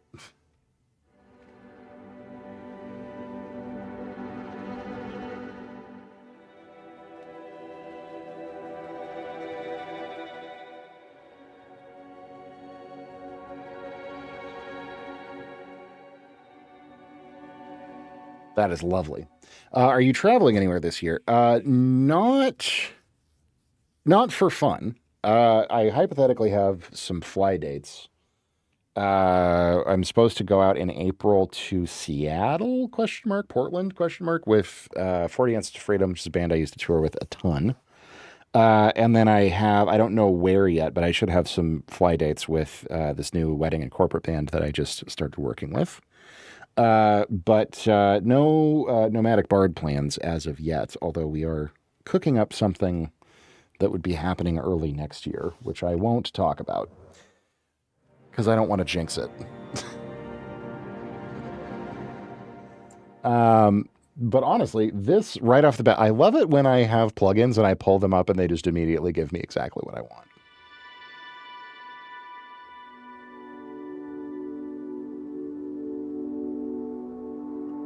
Yeah, this is exactly the vibe that we're after.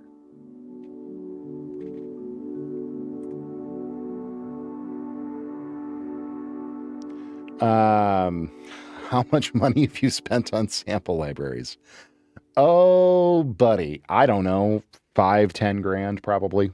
I mean, I have Superior Drummer with 4 or 5 expansions for it. Like I've got the Rooms of Hansa SDX. I have Legacy of Rock SDX, Decades SDX, and one more, and then a couple of the older SDX packs like Independent and stuff.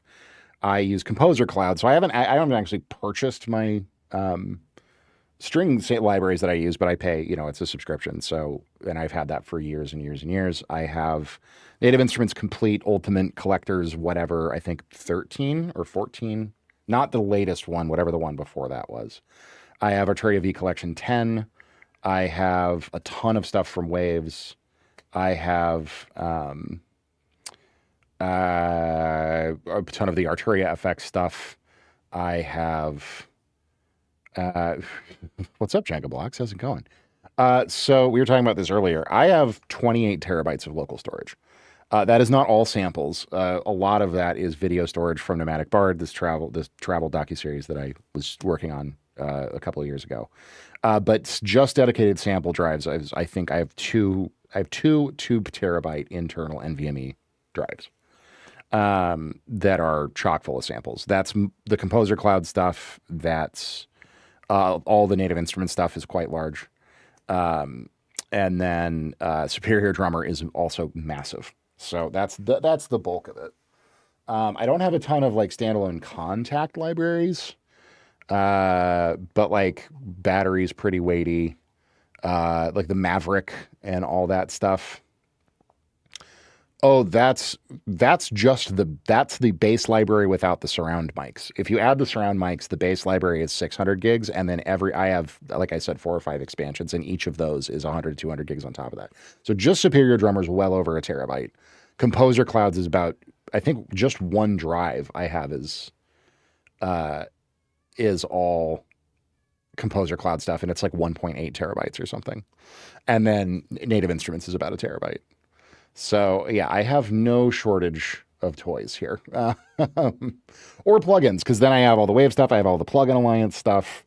I have, God, what else? I have a bunch of IK Multimedia T-Rack stuff. No, and honestly, you don't need the surround mics. It's total overkill. Unless you're actually mixing in Dolby Atmos, you really don't need them. I should delete them. I don't know why I even have them. You do have to, if I remember correctly, I could be wrong. Yes, that's correct, Jenga. That's exactly right. Yeah, so like for the string libraries, for example, you have first violins, second violins, violas, cello, and then for each of those instruments, and then basses, of course, and then for each of those instruments, every single articulation. So marcato, spiccato, staccatissimo, staccato, marcato short, marcato long, and then runs, trills, tremolo, bowing, all these different things, all are individual samples, and then they record each of those samples multiple times, and then they record each of those multiple times at different dynamic levels, so from really quiet to really loud. And then they record vibrato samples, and the plugin is really just an incredibly complex layering device that is blending all of that together. And you control all of that through MIDI automation lanes, and of course MIDI information, key switching, all this kind of stuff. So they're extremely complex. And then like Superior Drummer, is the same thing, but it's with a drum kit. So just to show you real quick, because it's really, really friggin' cool when you play it using a really nice electronic drum set like the one I have right here from Roland.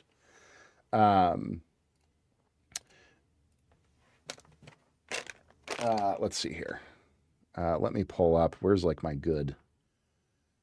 of my good favorite kits? Let's go to Legacy of Rock. It's pretty good right off the bat. Yeah.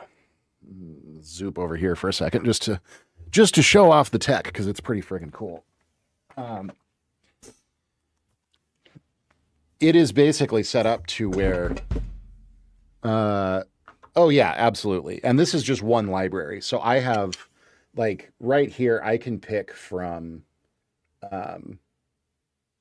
these are all different just kick drums, right? So I have Ludwig Vistalite.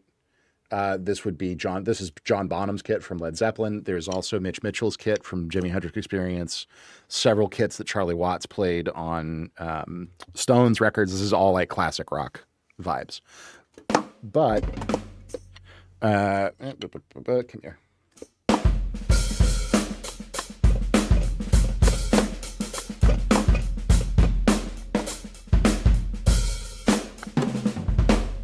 So it tracks everything that I'm doing, not even just in terms of what I'm hitting, but like, am I hitting with the tip of my stick on the hi-hat or am I hitting with the side? Triggers different samples. How open is the hi-hat? How hard am I hitting the foot chick on the hi-hat? Where am I not just am I hitting the snare drum, but where am I playing? Changes from like a more rim sound to more of a center sound. And then you have rim shots, cross stick. Oh, I gotta tweak that. And then like whether or not you're playing on the rim of the tom or on the edge of the tom.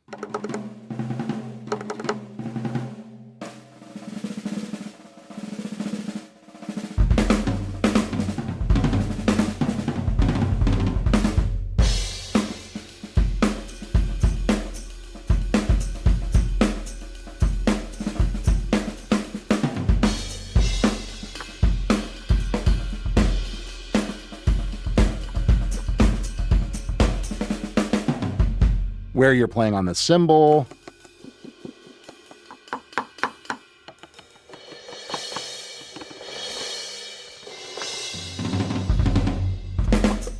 How hard, obviously, you're playing everything. So it tracks almost exactly like I'm playing a real drum set, which is really, really fun.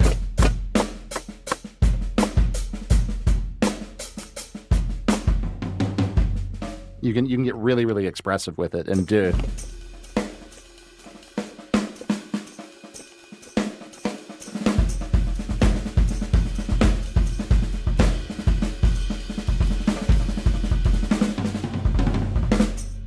Really like, a lot of jazz stuff. You can do anything. The technology today is just absolutely bananas. What all you can do. So, it cannot do that, but you can load up libraries with brushes. So like I could load up, it's not quite as many options, but I could load up a kit that's all brushes.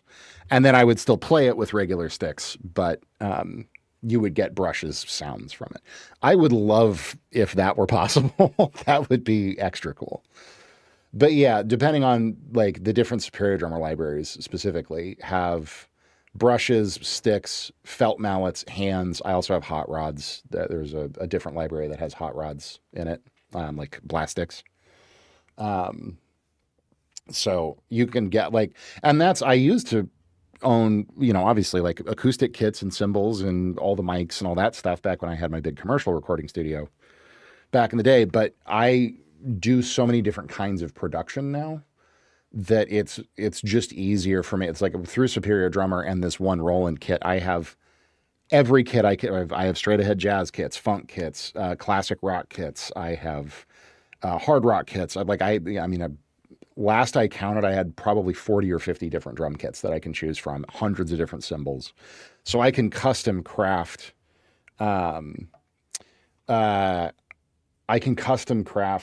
exactly the kit that I need for exactly the project that I'm working on. Yeah, I mean, Zildjian just came out with these new symbols. They call them alchemy, that are actual symbols that they're metal, they resonate, and they're like low volume symbols basically that also have triggers in them. It's crazy voodoo black magic. They claim AI tracking is involved somehow, but they are electronic symbols that trigger samples in like Spirited Drummer, but if you play them, they play like they are real symbols. It's crazy. I really, really want them, but the kit is like $6,000, and I already paid. This kit was like $4,500, so I cannot justify a second disgustingly, upsettingly expensive V-drum kit just to get real symbols. Alchemy, Zildjian Alchemy. And they really, it was a shame because they launched them too early and they were super buggy and really did not track well at all. And people complained a ton, and everybody kind of wrote the project off and was like, yeah, this is impossible. It doesn't work. Then they did a firmware update that apparently made them trigger beautifully, but the damage was already done, and now everybody thinks they're crap. But I've seen a couple more recent reviews, and they're like, no, seriously, with the new firmware, like, they're amazing. It tracks correctly now, but nobody cares. And the product's like, they're discounting them really heavily everywhere. I'm waiting for them to just show up used. And I can probably grab a set of just the symbols for pretty cheap, but maybe at some point. Anyway, all very fun things. So, okay, we've got a nice pad here.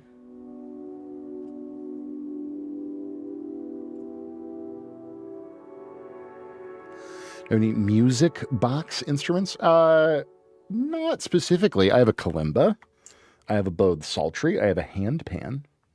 I've got some wacky stuff. Not specifically a music box though. No, but they do sound lovely. I mean, I'm sure I have music box samples somewhere. It's actually an interesting question. I wonder where that would be. Composer Cloud probably has one in one of their libraries. Yeah, so we've got nice pad, we've got mallets, we've got a track ready for guitar. So let's actually think about what this is going to sound like here.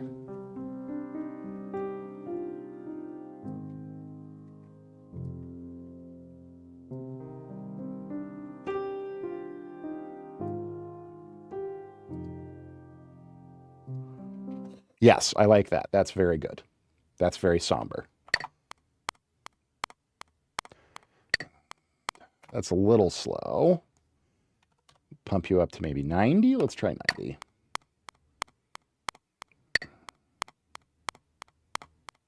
90. Actually, not 400. What the hell are you doing?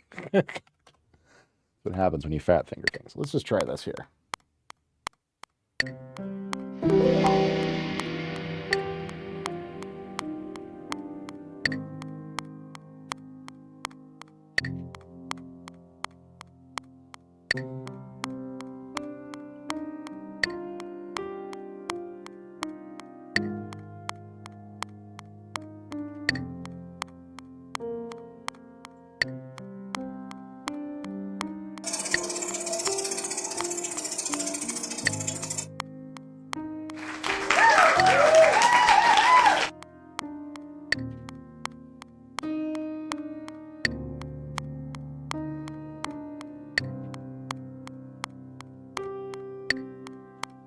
Nice. Hello, TatoAxe, and thank you for the follow. You have spun the Wheel of Doom, which means I now have to do the thing that you picked, or that the wheel picked, which means we have to add bass. So we can add bass. Ruben, thank you very much for hanging out, man. It's always a pleasure having you in here. Your track sounded fantastic. Thanks for sharing. And yeah, go do something productive. We like being productive. Have a great night, man. Yeah, let's add some bass. Oh, thank you. Yes. 78 P bass. We love it.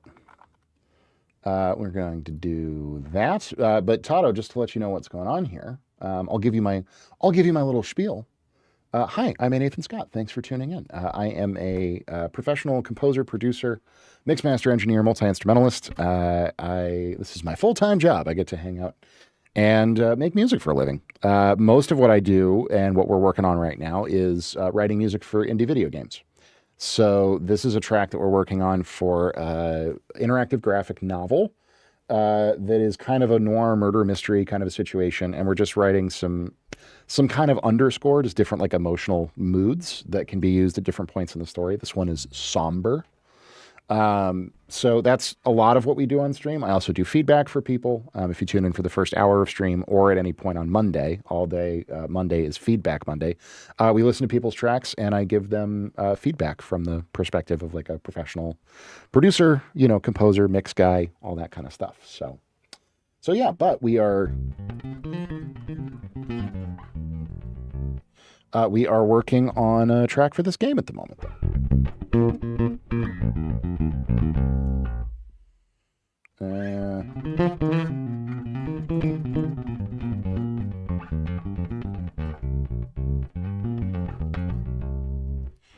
I don't think this track will need anything like that, but, we like to have fun.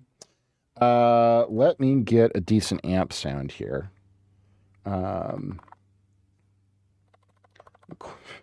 I can type.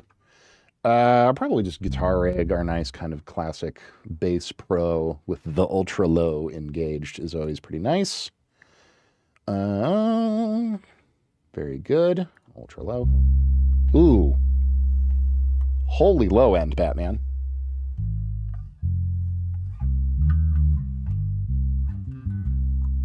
Nice and subby. From Argentina, 22, studying law. I do new metal music. That's very cool, man. I love it. We definitely do some metal-y stuff around here from time to time. Come here, chat. We need to deny and block this and ban this bot that's trying to chat in my chat. Bots are not allowed. Okay, so let's see if I can remember what I played here.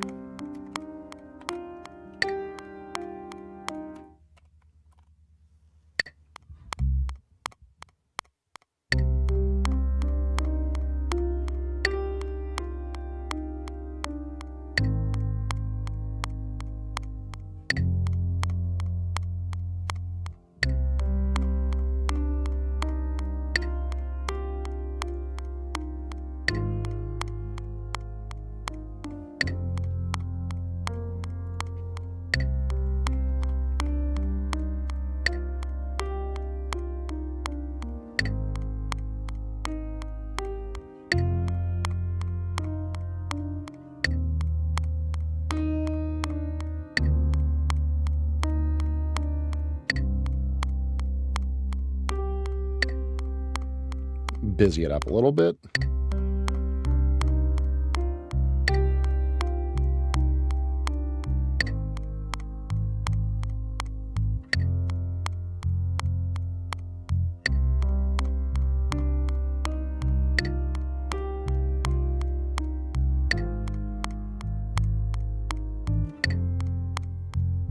Ads suck.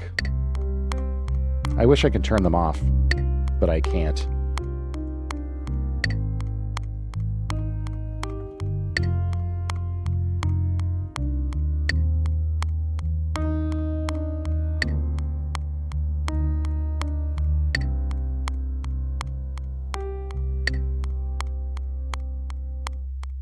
Cool. And honestly, target length here is right around 1.5 minutes, so we're already in a good space with that. So nice, simple, just big, thick bass is fine. JV the GOAT. How's it going, friend? Thanks for the follow. I appreciate it. So let's continue on here. Let's get mallets, I think, next. And so we're going to structure these out.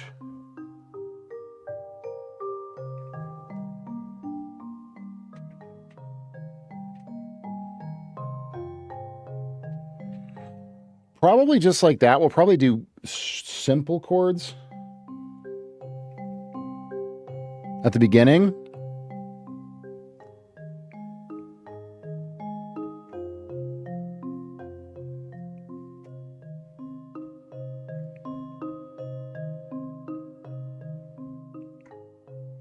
Just simple little dyads, let it arpeggiate through. And then as we get into the second half, we'll build it out probably to like ninth chords. Minor nines.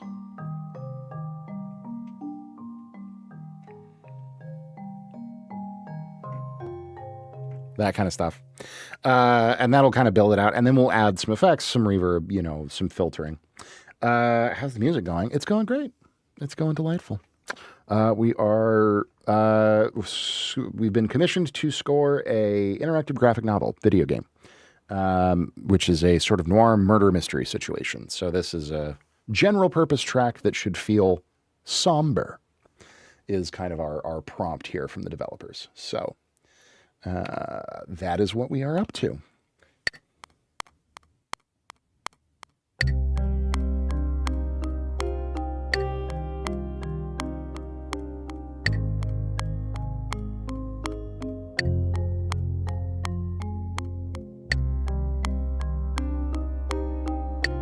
It is pretty cool. But this is my full-time job. I get to hang out here all day and just write music and make beats and hang out with you guys on Twitch.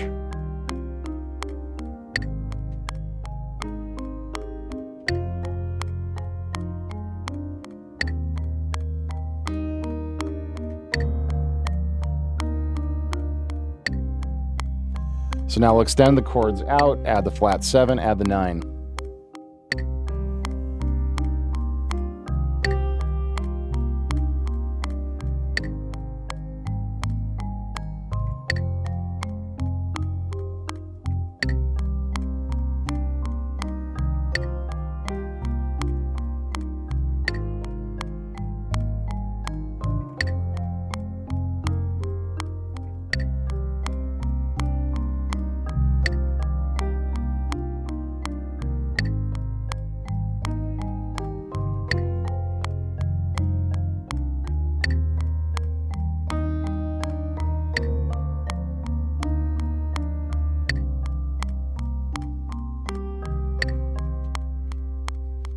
Cool.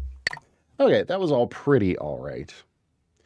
I do like what I do quite a bit. It's true. It's pretty neat. I am a lucky guy in that I get to I get to just hang out and do this. It's pretty cool. I cannot complain. It's been a very long and strange and very silly career that I've had. But you know, make a lot of music, so it's pretty all right. It works.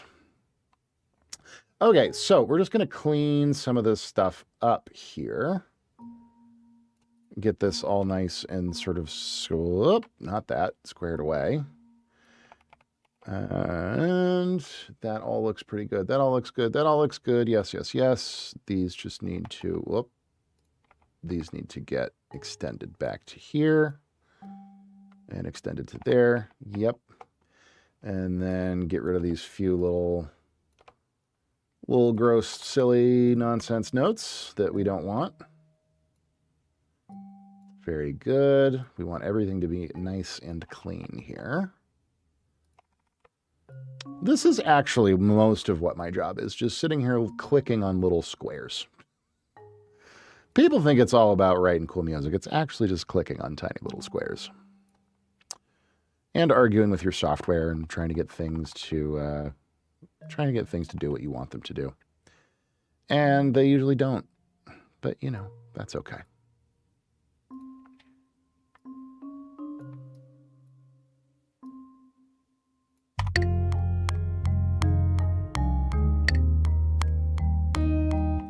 And so I think for the second half here, what I also want to have happen is I want to take all of these and maybe transpose them up an octave so that there's a nice lift in the middle of the tune.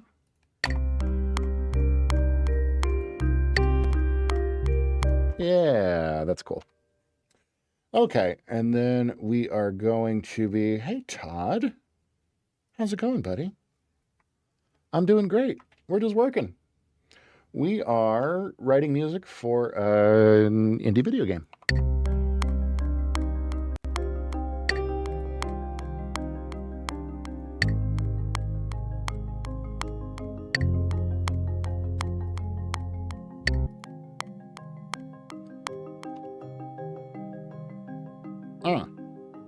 Delightful. Let's give this some nice verb. We're definitely going to put black hole across this entire mix, of course. Wouldn't be one of my productions if we didn't. So...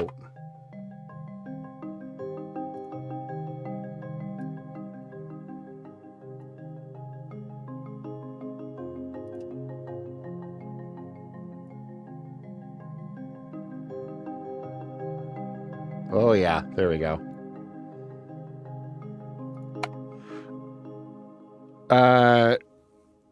Yes, absolutely, Goat. So I started my career 16 years ago as a touring bass player, rock, mostly rock and punk and funk and jam band music and all different kinds of stuff. And then from there, after touring for a couple of years and getting very burnt out on it, touring's very fun, but it's exhausting. So I toured for like 5 years, and then I started a commercial recording studio and worked as a record producer for quite a while with like indie bands and, you know, artists and stuff, doing truly everything from rock to blues, jazz, pop, indie pop, literally anything. And I did a lot of commercial music as well, stuff for TV, stuff for advertisements, radio advertisements, all that kind of thing, content companies. And then I moved to New York City a couple of years ago, and now am focusing mostly just on the game scoring stuff. But even within game music, you know, you do a lot of different things. I do stuff that's more like we're working on a game right now called Order 1 that is a horror sci-fi stealth action game, sort of think like Dead Space meets Metal Gear Solid. So we do a lot of like hybrid orchestral, really big in-your-face, blasty sci-fi, lots of synths, lots of orchestra stuff for something like that. Meta Beats raiding with an enormous party of one. Welcome in, my friend. I appreciate the raid. I appreciate the raid very much. You guys are too kind. How we doing? We got Meta and Bop Lord. What's up, guys?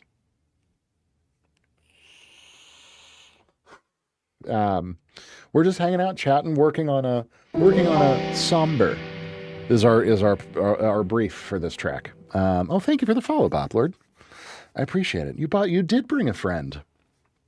I appreciate it. Welcome in, guys.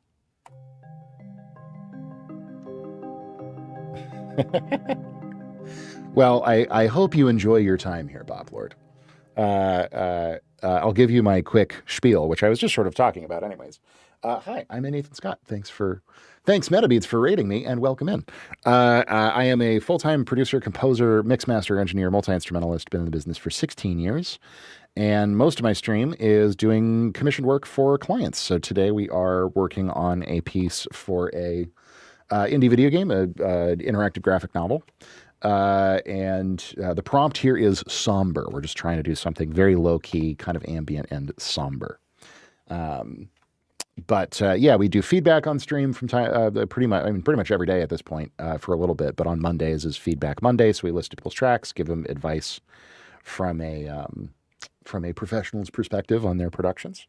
But yeah, it is all about just hanging out and making cool music, talking about music. If you have any questions about music production or, you know, what the industry is like or anything like that, I am always more than happy to chat and answer questions as much as I can. That goes for everybody, of course. So, you know, but yeah, we're being somber today. How's it going, Young Cholesterol? Have you ever heard of corridos? I have not, no.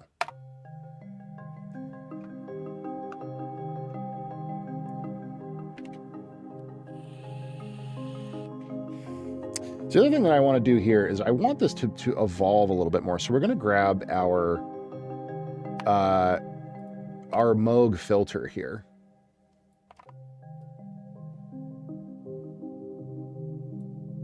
And we're going to automate our cutoff.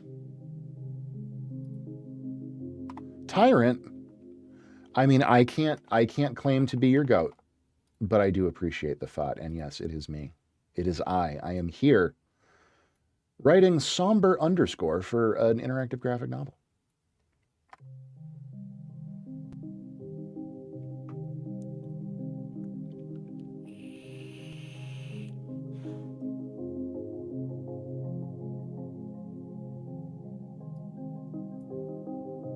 So you can hear we're automating this filter to slowly open up.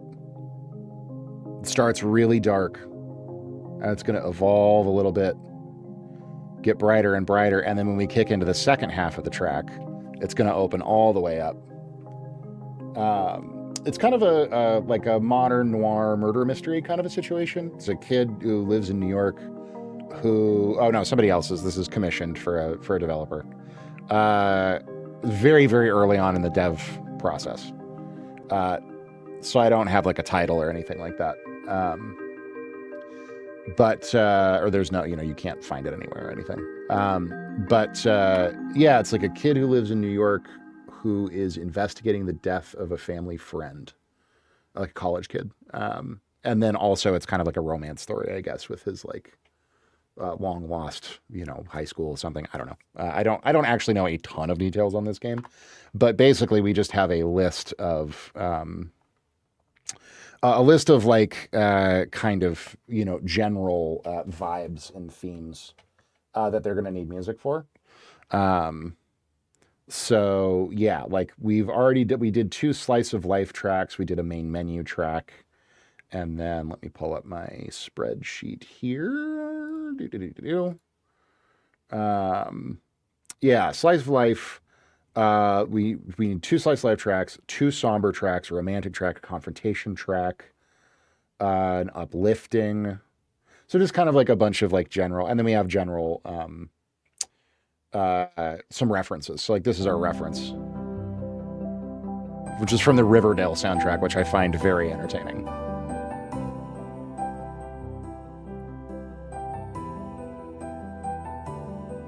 So just, heartfelt, sad. But that is, those are our marching orders for the day.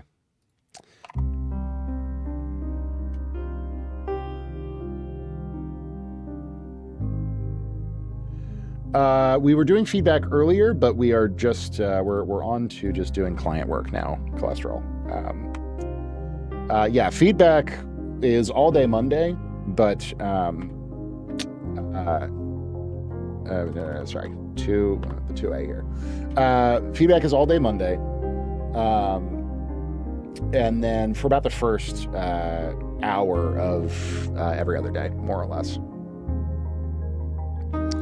So I will be live, if you guys are looking for feedback, I will be live again tomorrow, 2 p.m. Eastern Time, 8 p.m. Central European Time. And if you pop in, like I said, about the first hour, I would be more than happy to check out the track. Kratos is Mexican music. Okay, very cool. I dig it. I will have to check it out.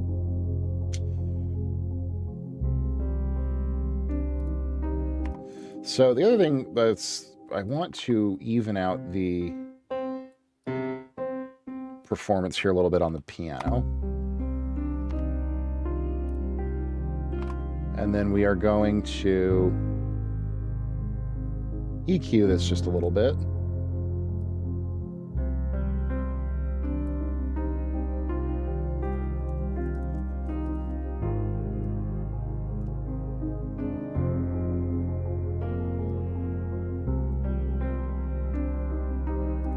We're going to compress it a little bit.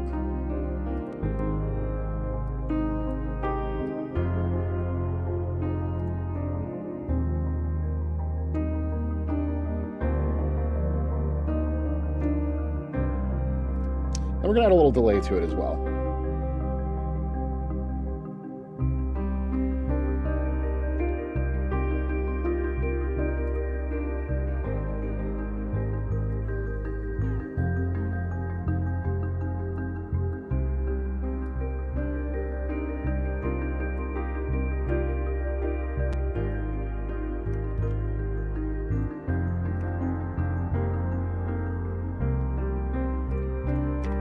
Do you have any VST recommendations for modern mystical sounding instruments? Yeah, absolutely. Kind of depends on, do you mean mystical more in like a cool synth patch way or like an interesting organic instrument way? Because to get those kinds of sounds, like I tend to lean into either like interesting world instruments. So like, for example, um,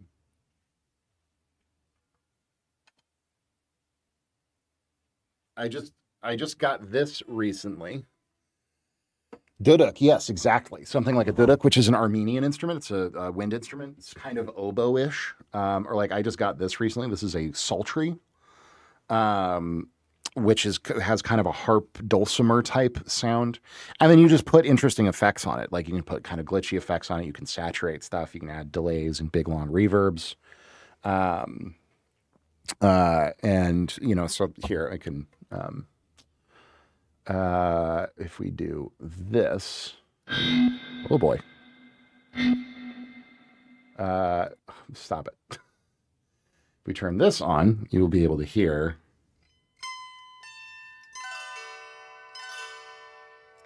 I don't know how well you can hear that.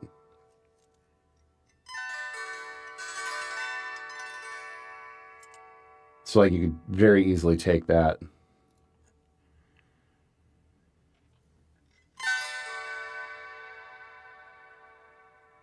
and add a bunch of delay to it. It's very out of tune at the moment. There we go. Very out of tune at the moment. But you can get all kinds of really cool textures just by taking interesting or more unique instruments and then adding cool effects to them and stuff. Is always a really fun way to go about it. But like specific plugins, I would say I'm a big fan of these. This is the Augmented series from Arturia. So augmented brass, augmented grand piano, augmented strings. And like that, we're going to be using it in just a second, the augmented strings library.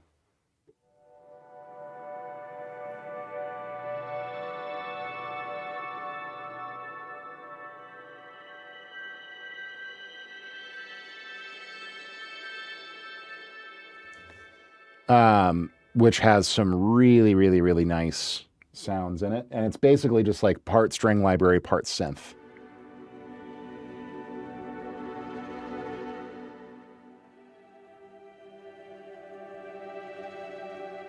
So it's got some very cool, like very modern, but also kind of fantasy elements to it.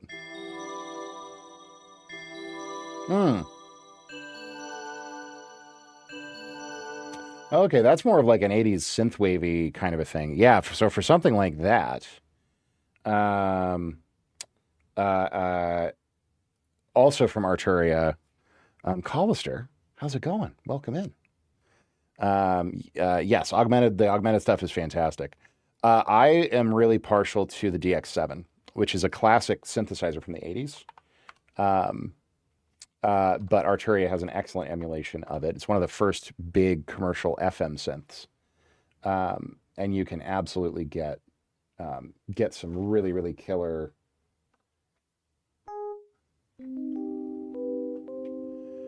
I think I have Pigments. I honestly don't know. I have a lot of shit. So it's got a lot of really good, like they're kind of classic 80s sounds, but then you add some delay, add a bunch of verb.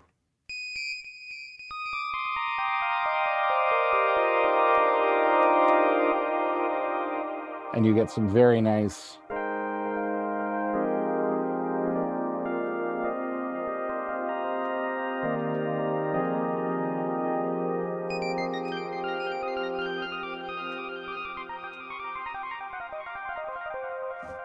very, very nice textures that way. And it's got some more almost like chip tune-ish kind of stuff.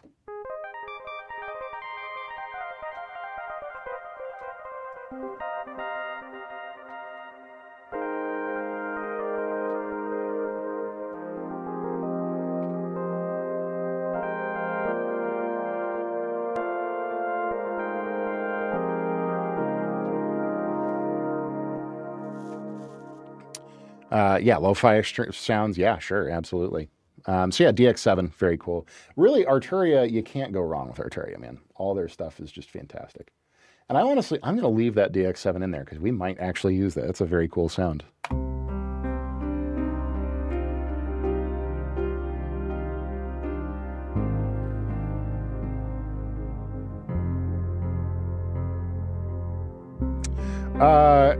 That's honestly my favorite thing about doing game scoring, Goat. It's a really fun challenge to have somebody just give you like, okay, you're on a desert planet and you have to go find the uncontacted tribe. Like, what groove is that? What key signature or what key is that in? What chord progression is that? What melody is that? What instruments do you use?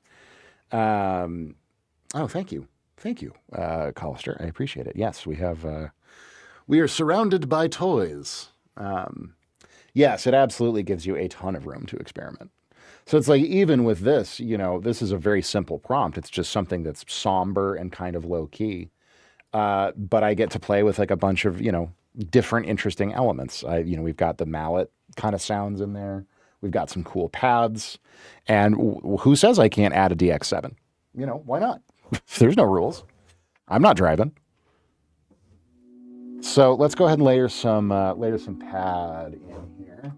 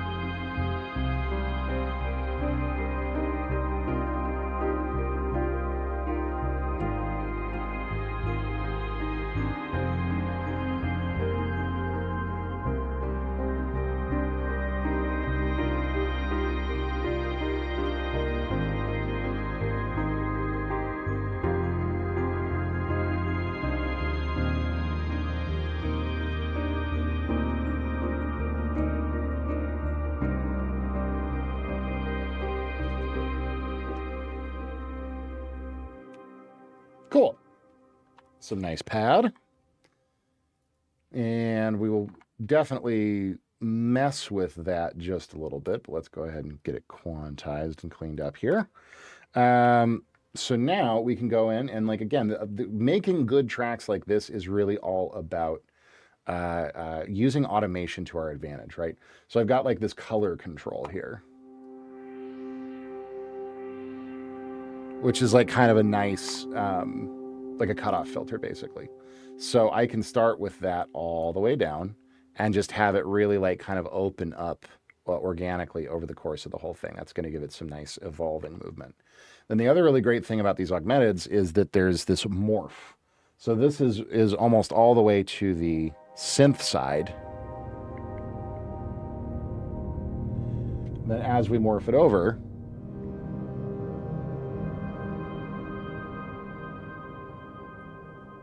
it starts to give us an additional sort of character, right? It leans into some of the processed string stuff. So we can maybe have that morph start halfway through the piece and really kind of open up here. Let's see how that sounds.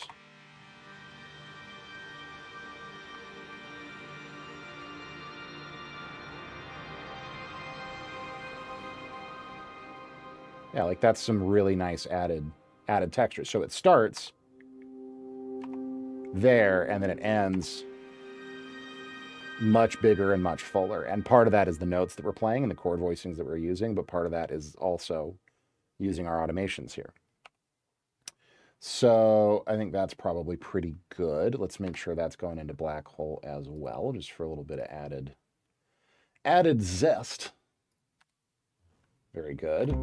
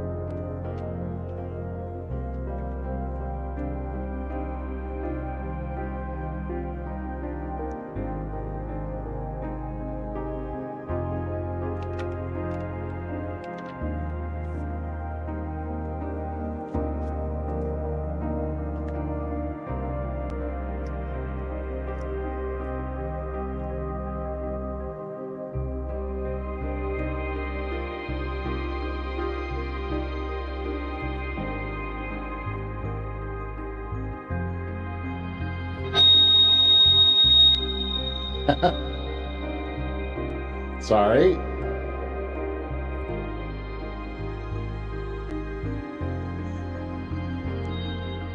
Wrong input.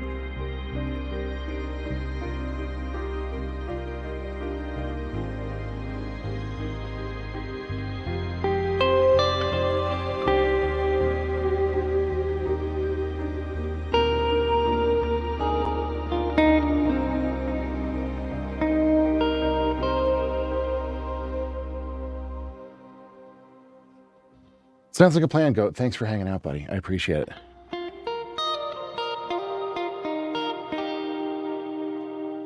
So now we're going to add just a little bit of guitar here, just for some kind of lead type stuff. We'll probably go bridge position.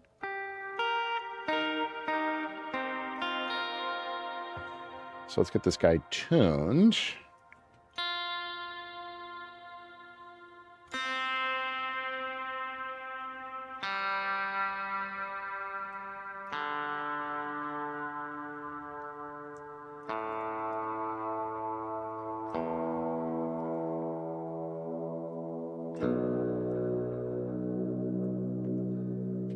Oh, that's a bit much.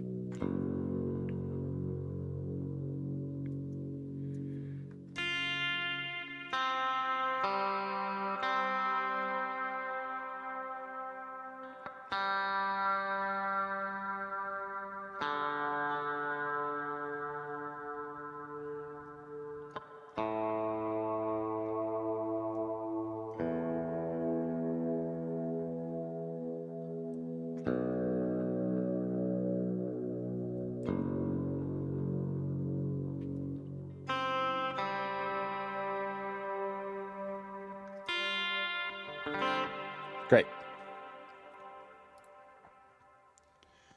So we'll just run a pass of guitar here.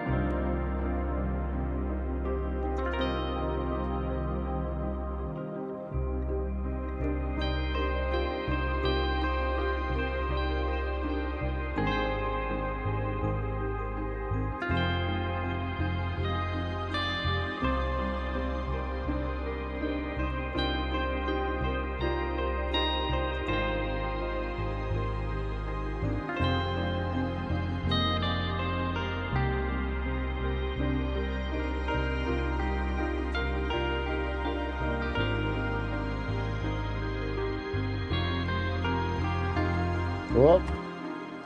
Why did I play such a bad note?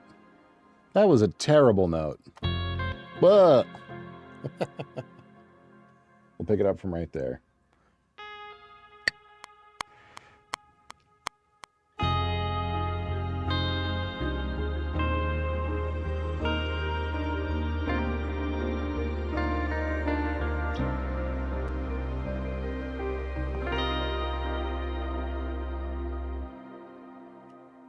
Yeah, that's nice. I think that'll be fine, just fine. How's it going, Jake? Good to see you, buddy. It's a piece for this visual novel. The brief is somber. So we're just doing just kind of a general mellow underscore-ish thing that just generally sounds somber. I think we're pretty much, honestly, kind of done with it. If I'm being honest, I really don't think it needs to be much more than this.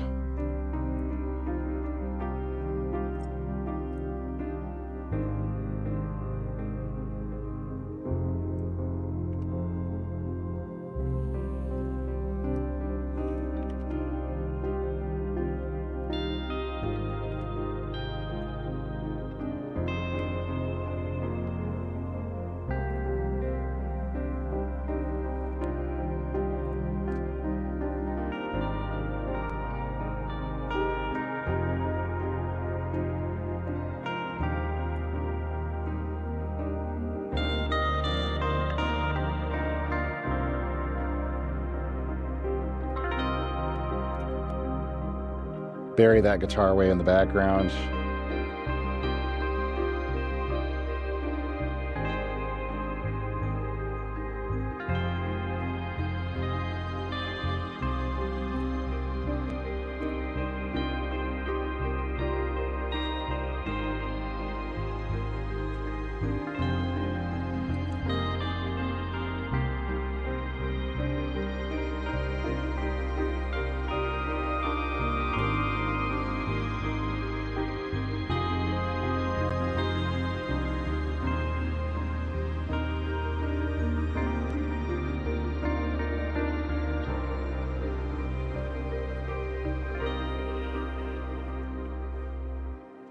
I actually really don't like that guitar tone. It's too high.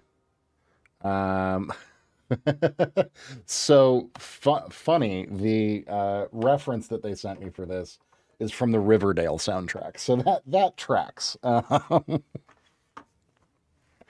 That very much tracks. I mean, not quite early 2000s, but a score like that very much has that sort of like Enya, Evanescence B-side kind of a vibe to it for sure. So hang on, I want a much richer tone here. I think we want to actually play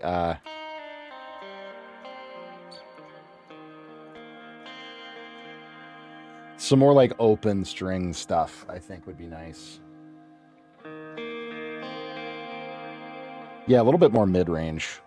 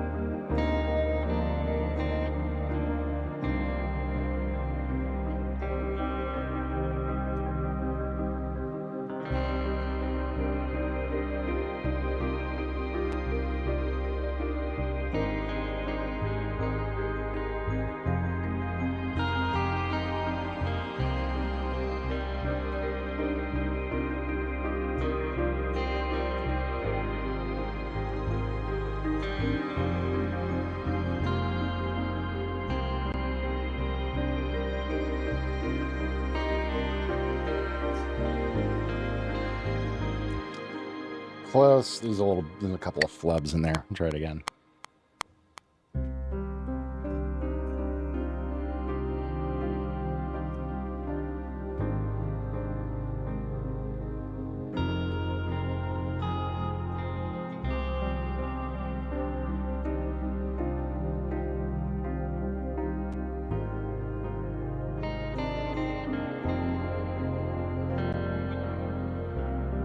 Shibble, how's it going, buddy?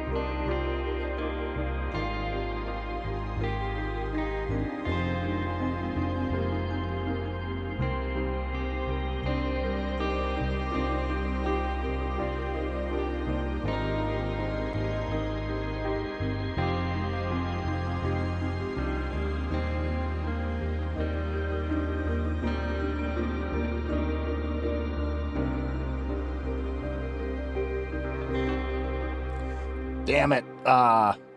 Completely missed that. Wow. That's a weird voicing to play on this guitar. Hang on.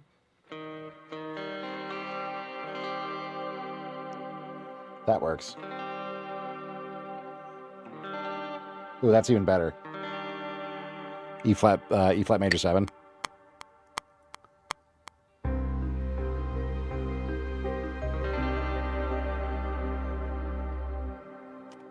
Yeah, and then we'll pretend like that's what I did the first time. We'll scoot that back to about there. Crossfade. Ha-ha! Bad Omens. Yeah, sure. Well, this is just general somber ambiance for this particular project. Thank you for your service, 8-string.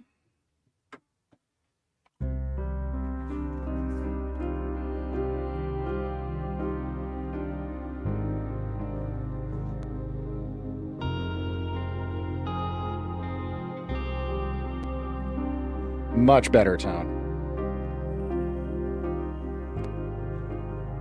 This is somber _ for an interactive graphic novel.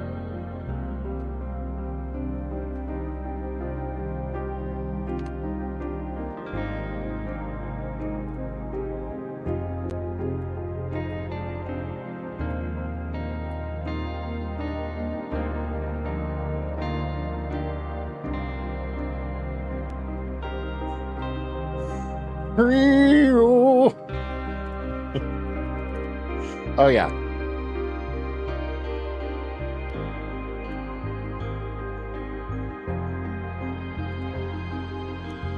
Oh, yeah.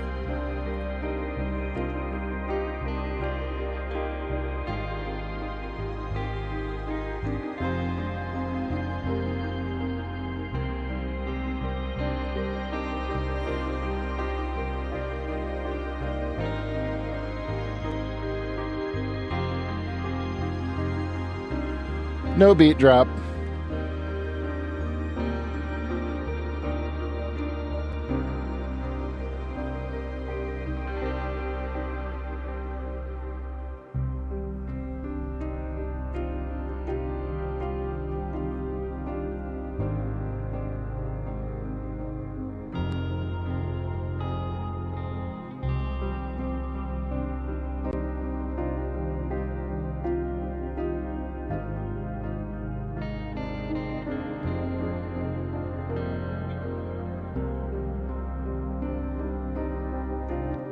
That is just a P bass fully rolled off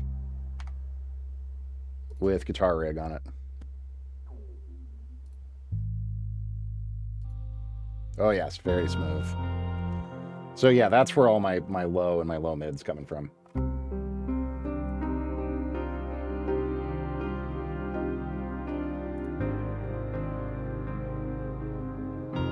Basically, yeah.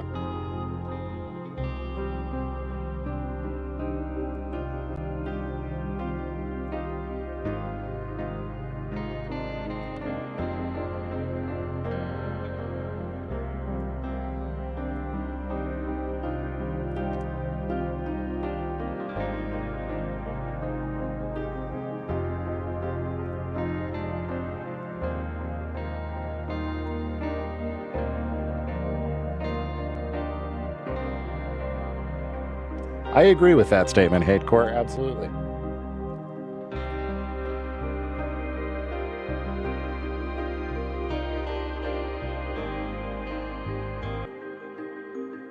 I want these to be more prominent.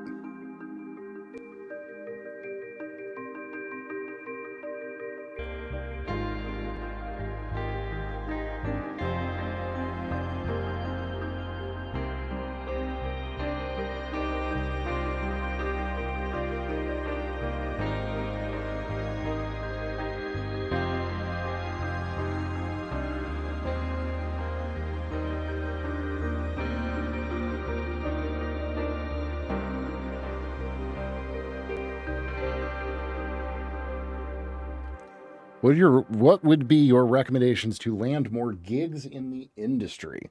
One of my favorite topics. What do you mean by in the industry? Like scoring gigs for games, producing for artists, actual touring, playing out, joining a band. There's many, many, many different flavors of gigs. And I've done a lot of them. And they're all different. Yeah, I mean, video games is one very specific track, but is very, very, very different than working with artists. That's very, very different than trying to like tour or go join a band. So depending on what you want to do, there's very vastly different things that you can do to make it happen. Let's see here. Bass should be blue.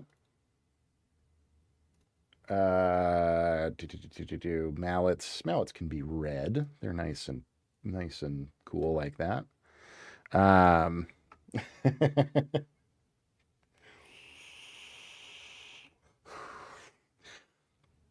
Thanks, Jake. Yes, that is usually my baseline recommendation. But yeah, if you tell me more about what you want to get gigs doing, Meta, I'd be happy to advise. What's up, Cocaine? Cocaine belongs to the members of chat whose usernames I'm afraid to say out loud because I don't want to get age restricted. So we just call you Kane. What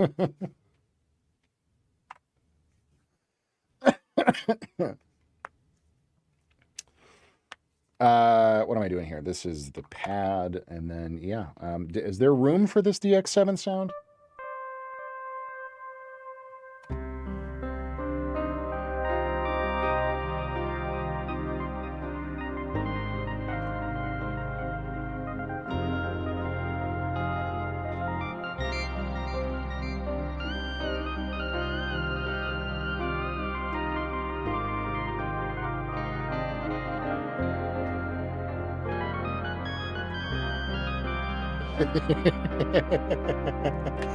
Of course you can ask a question, Kane, anytime. More video games would be cool, but I'm open to a lot of different music production things, which I've also all done in the past, for sure. Yeah, I mean, in my experience, it's about networking first and foremost. Like, a lot of people try to do the social media route, and they're like, oh, let's, upload a zillion things to YouTube, go have a huge Instagram presence, I have never had success doing that. I've tried to crack the viral code. I've done multiple different YouTube channels. Like, that has never worked for me. What has worked for me is finding spaces where the kinds of people that you want to work with are. So like for me, that's mainly Reddit and Discord. So like I hang out quite a bit in game development and general gaming discords. Like I love virtual reality, right? I'm a big VR guy. I've got my VR treadmill back there, and I've got a PSVR 2. I've got a Quest 3. So I hang out in r/virtual reality, r/Oculus, MetaQuest, all these different spaces, and you see a lot of like game announcements and game trailers and people talking about projects that they're working on. Hang out in r/game dev is a great place. And don't necessarily just try to like pitch people all the time, although that can work too. That's how I got Order 1. I literally was on Reddit. I saw their announcement trailer within an hour of them announcing that they were working on the game. And I heard in the trailer what sounded like royalty-free music. And I was like, oh, they might need music. And so I reached out directly to the devs and said, hey, here's who I am. Here's what I do. Here's my level of experience. and I first and foremost, I loved the project. I watched the trailer. I was like, this game looks sick as hell. I would play this in a heartbeat. It's super up my alley of the kind of stuff that I like to write music for. So I'm just going to say, hey, I think it's dope, and I'd love to be a part of the team if you guys have room for something. And, and then I have a portfolio and a resume that I can point to that at least shows that I know what I'm doing. So like that's been really successful for me. There's a lot of developer discords. Like there was a couple of Roblox development discords that I was hanging out in for a while, smaller forums, stuff like that. And don't look at it as a thing of like, oh, I'm going here to just pitch and pitch and pitch and pitch. Participate in conversations, get to know people, make yourself a member of a community. And then, you can find the appropriate ways to kind of like either DM people or peel off a conversation or whatever, and kind of pitch yourself that way. That's been very successful for me in the game world. And what you end up finding is like communities of developers who all know each other, and then you can start getting a lot of referral work. So like I did a game called Androcosm a couple of years ago that's still in development. It hasn't even been announced, but the developer of that game is also a freelance illustrator and works on a bunch of other projects, and so has referred me to several other projects who have referred me to several other projects, because every time I show up and I do a good job and I try to be easy to work with and all this kind of stuff, right? So, that's been really effective for me. If you're more of a social media, like I know plenty of people whose social media has been great for them. It hasn't worked for me for whatever reason. So like, it's not that that's invalid. It's not mandatory, is what I always try to say to people. Where social media does get more useful is if you want to work more with artists. So if you want to get like mixing and mastering clients, or particularly if you're like a beat maker and you want to find artists that you can make beats for or produce tracks for, social media is quite good for that. Reddit is also great for that. I'll tell you what, r/we are the music makers and r/music production, at least 2 or 3 times a day. The posts always get removed. So you gotta set it up in your feed to look at new first and check it a lot. But I've booked 2 projects. One was for a YouTube channel, doing background music for a YouTube channel. And then another was an artist thing, doing some mixing for an artist. But people will go into those subreddits, and even though it's against the rules, they will post and say, hey, I need somebody to mix my song. And you can, thank you, Ken. You can usually, like the posts will usually get deleted by the mods really quickly, but you can snipe them and DM somebody and be like, hey, what's up? So you just got to get kind of creative about where you're looking, and always kind of be on the lookout and try to find ways to generate opportunities for yourself. It's lead gen is really what it is. But the thing that I see people doing a lot that I don't think works particularly well is just uploading a ton to SoundCloud or uploading a ton of things to YouTube. Because it's all of like, if I can be in a space where I know I'm talking to a group of game devs, even if there's only 10 people in that space, that's 10 potentials to find a client who might actually be looking for my services. Something like YouTube or SoundCloud, who the hell knows who's going to find your video? There's no way to target it. There's no way to know whether or not it's, you're going to ever end up in front of somebody who actually could use, what you're offering. So I tend to find that kind of stuff is a little less, a little bit less effective in terms of like return on your time. So yeah, but it's bottom line, it's a networking game, really. Kane said, I can't decide whether or not I like a V-curve sound profile or a balanced profile. What do you suggest for me to actually decide my favorite sound profile? I hate to say it, but just whichever sounds better. And I know you're saying you like them both. And I'm assuming you mean like more of a scooped mid EQ or more of a balanced EQ. I will say that scooped EQ profiles are harder to get to translate to other systems because you're usually in a scooped kind of a profile. My phone is called balanced or dynamic. I have no idea. Exciting and energetic. Wait, what content is this? Like a EQ profile just on your phone for listening to music?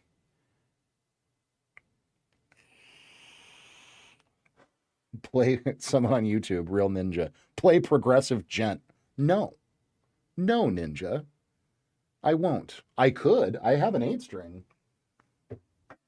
Literally right here. It's right here. It's a headless 8-string with Fishman fluences in it. I could play the shit out of some progressive djent right now, but you know what? You don't walk into my stream and just start making demands, buddy. That's not how things work in here. Listening to music, I'd go balanced every time. Dynamic, that the settings like that usually are much more aggressive in how they alter this. Really, I wouldn't have any profile. I would turn all that stuff off so that you are hearing music as it was intended to be hearing by the people who created it. But if your options are balanced or dynamic, then I would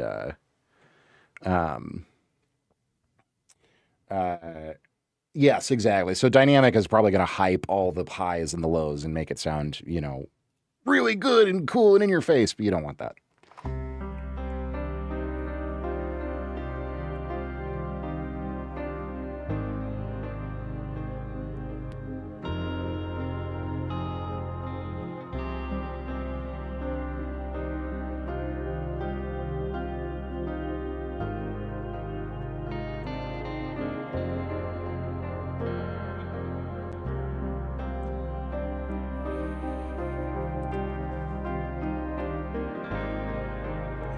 Keyscape sounds so realistic. Like, that sounds like a real piano.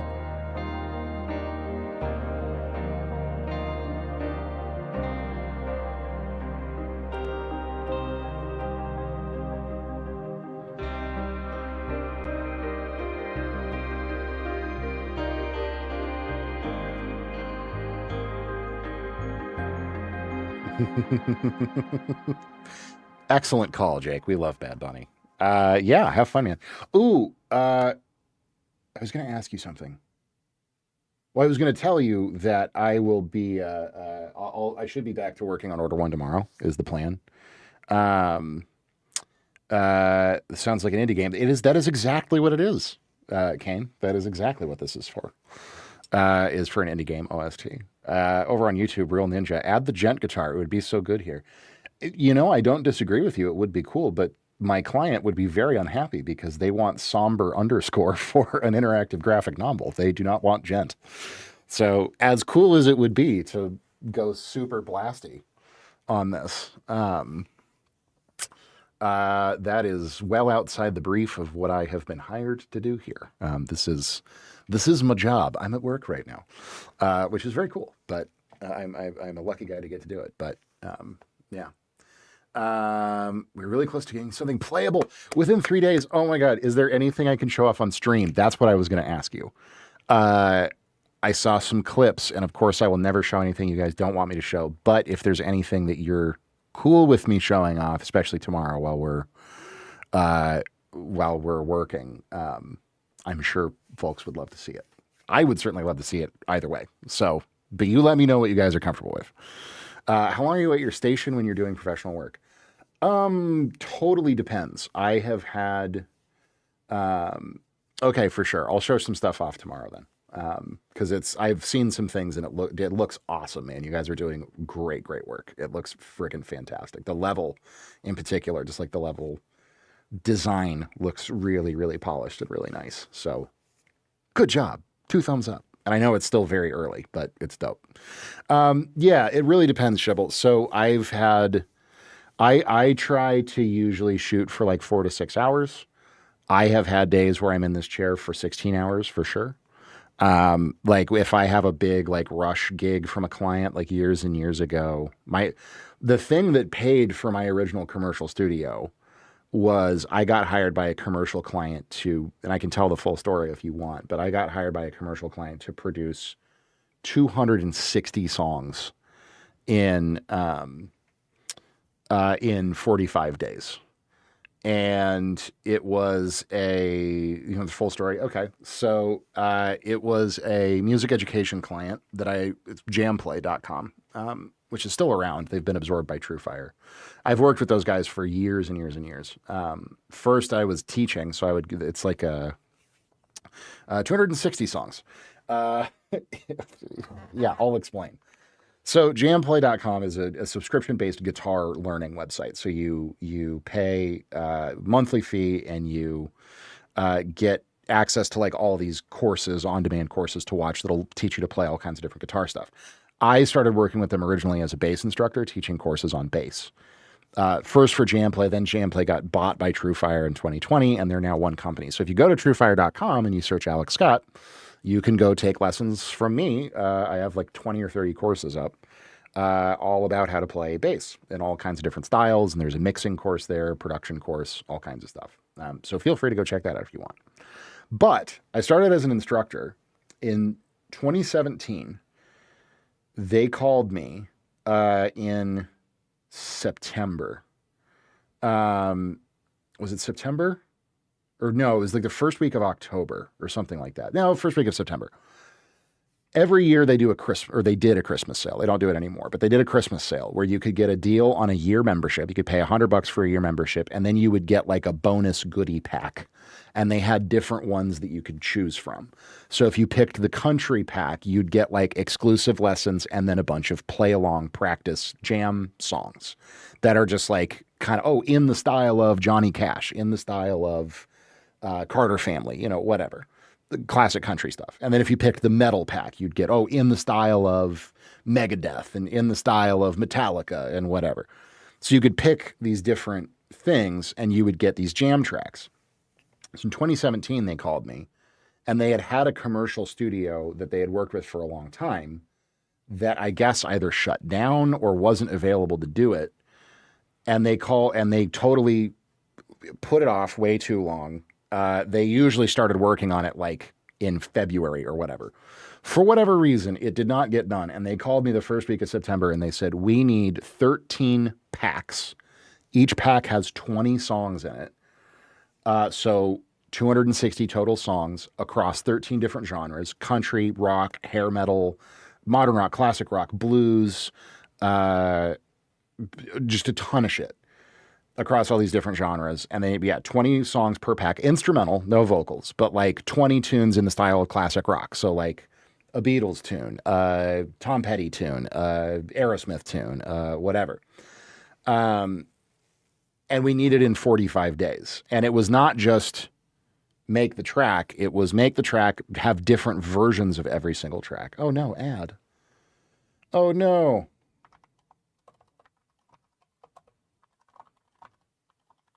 I'll pause for a second while we get through ads.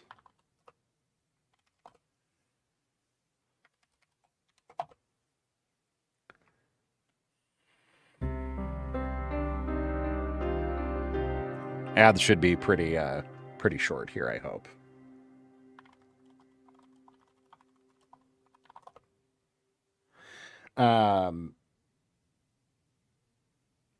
I hope ads are short. Should add 808 to that. It'd sound fancy. 50 seconds. Ugh. Yuck. No, I don't think any 808s will be happening here. I think this one's pretty much good. Also, I don't want to add this DX7. This DX7 is stupid. Notcher, how's it going? Good to see you, my friend. Thanks for tuning in. Is it cool to ask a doll-related question? 1,000%, although I will warn you, Notcher, I'm in the middle of telling a story about one of the biggest commercial contracts I ever got in my career. A few people are in ads currently. Oh, very cool. My husband just texted me. Okay, Shibble's back. Great. So I'm going to finish telling the story, and then yes, Notcher, I would love to answer if I have the answer. Maybe I do. We'll see. But I would love to chat about DAWs. But anyways, so yeah, education site. They hired me to do these 13 packs, 13 different genres, each one with 20 of these individual backing tracks. Each one of those tracks in the style of an artist. So it was like write something in the Rage Against the Machine. Cool. A little 4-minute backing track jam song that is designed for guitar players to be able to practice along to. So they wanted versions with a full band, versions with no guitar, versions with no bass, version with no drums. Yeah, everything was like an A section, B section, generally. I can play some of it for you. I still have all the files. And they they said 260 songs, 13 packs, 20 songs each. You have 45 days. We will pay you $30,000. It was $1,500 per pack. No, two grand. I think it was $2,000 per pack. Plus, then they wanted notation and transcriptions of every tune, so like lead sheets with chords, and they wanted marketing copy and stems of everything. So, and I said, fuck it, let's do it. And I worked 16 hours a day for 45 days straight. I called in every favor with every like local musician I knew and was working with at the time. And I would bring in a crew of dudes. So like my buddy Mark Levy, who's a great rock drummer. And then like, guitar player, like my buddy Jordan Linnett came in and did a couple of them, who's a great, really versatile guitar player. And they would come in and we'd sit down and put Mark behind the kit, Jordan on guitar, I'd be on bass, and we go, cool, name a Tom Petty tune. I don't know. Breakdown. Great. And so we would play a bit of, we'd look up Breakdown, we'd figure out how to play it, and then we would like change the key, slow it down a little bit, change the groove, change the chord progression, change the riff. And then I did a couple of the packs on my own, but there's no way I could have done all of it single-handedly. Like I could play it, but just time-wise. And so in like, no, I mean, I play drums, so it's like I can play all the drums. That's just a matter of time, though.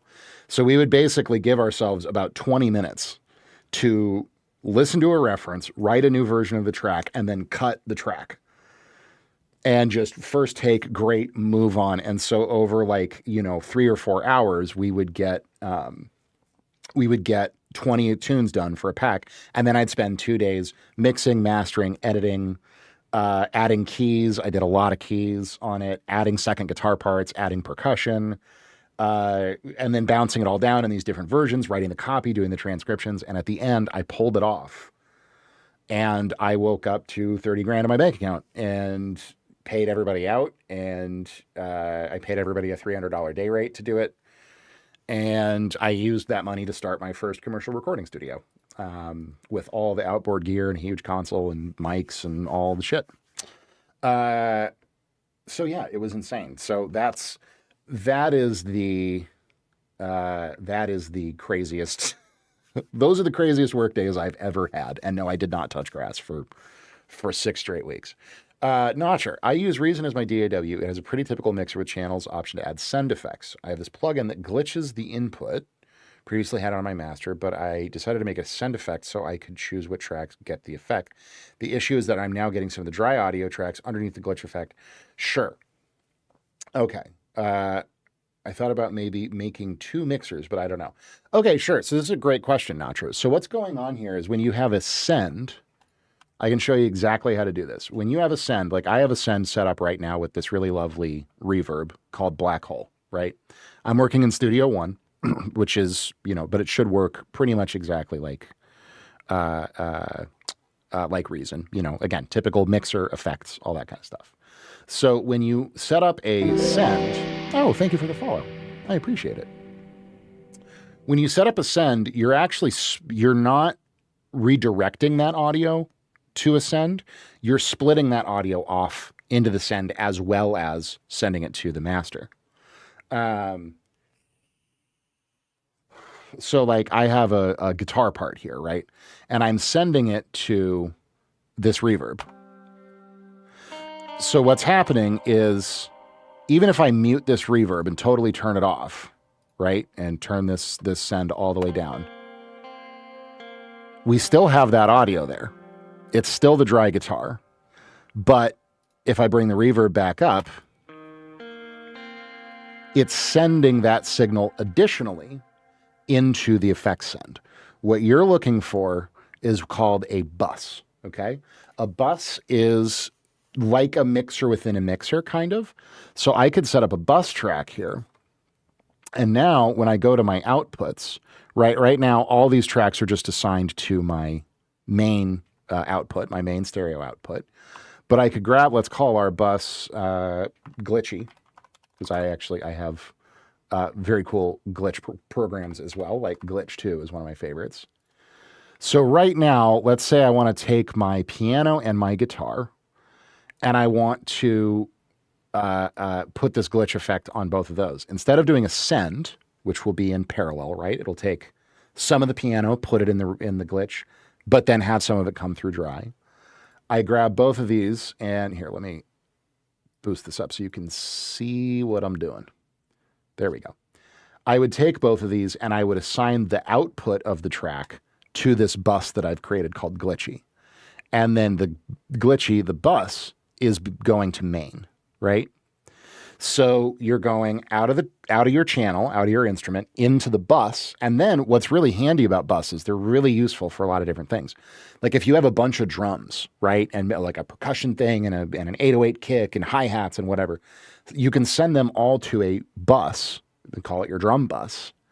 And you can put effects on that. It'll put effects across all those elements that are going into it. And you'll have one central volume control for all the drums in your session, right?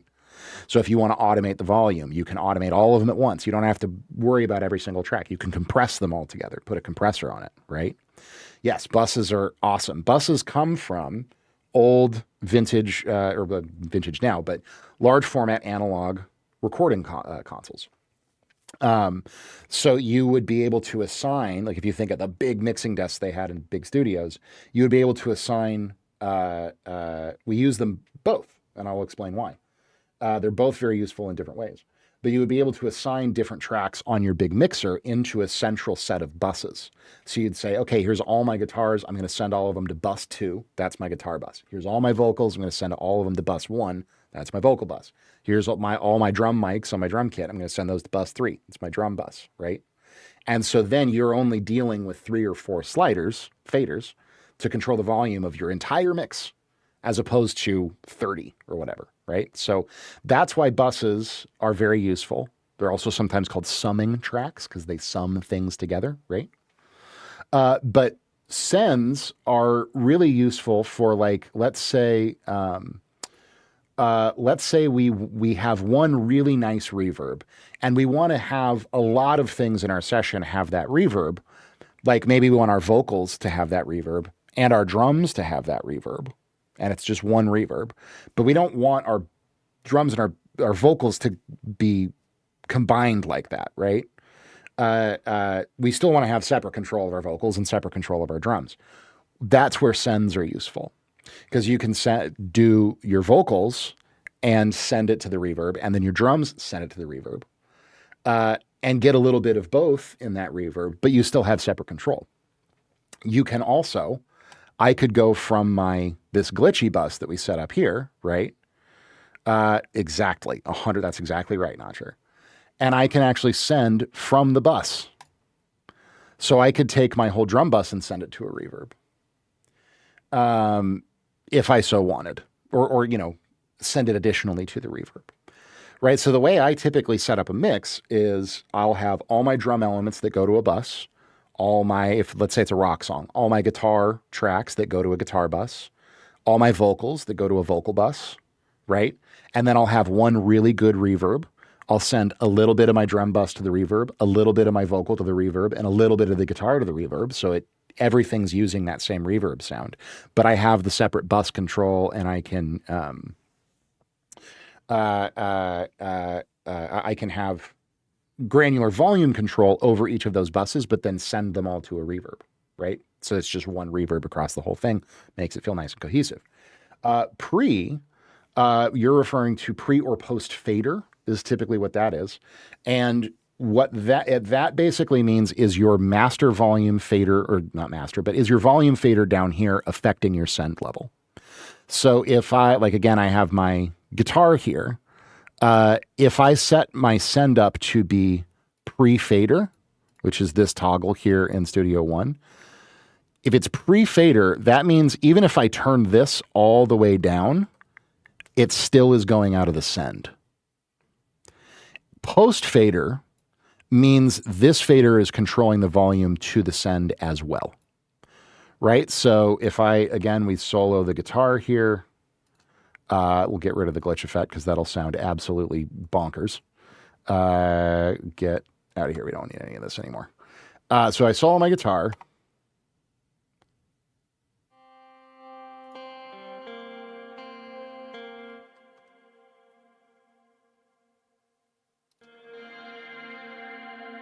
That send, because it's yellow, is now pre-fader. So even though my fader is turned all the way down, the guitar is still going to the send. If I set it to post fader, because that fader's down, now the volume is controlling both the output of that channel as well as the volume out to the send, right? So that's pre and post fader. These are all really, really, really useful routing. We call this routing. This is all just routing techniques. And give you a lot of flexibility and control. Oh, I'm wrapped up. Oh no. I've got cable problems. These are all really useful routing techniques to be able to control exactly where all of your audio is going. Yes, visualize it as a tree. That's a great way to visualize it. Absolutely. Very useful routing techniques for sending your audio different places and organizing your mix really, really well.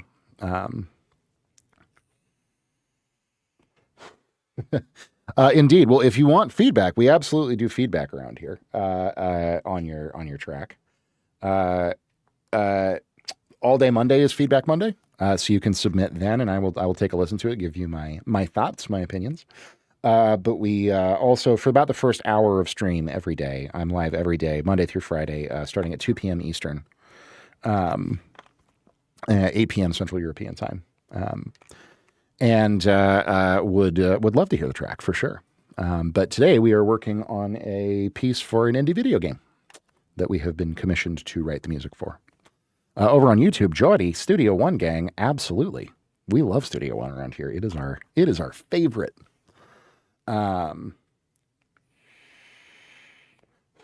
Yes, Kane, absolutely. Ask away.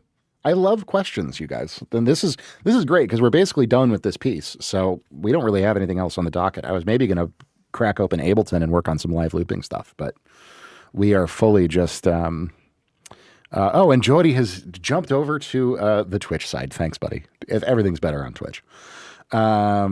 Excellent. Yeah. I've been in Studio One since like 2016, I want to say 2017, something like that. Version 3.5 was the first version I was using. So whenever the hell that was. But yes, Notcher, come back anytime. I am more than happy to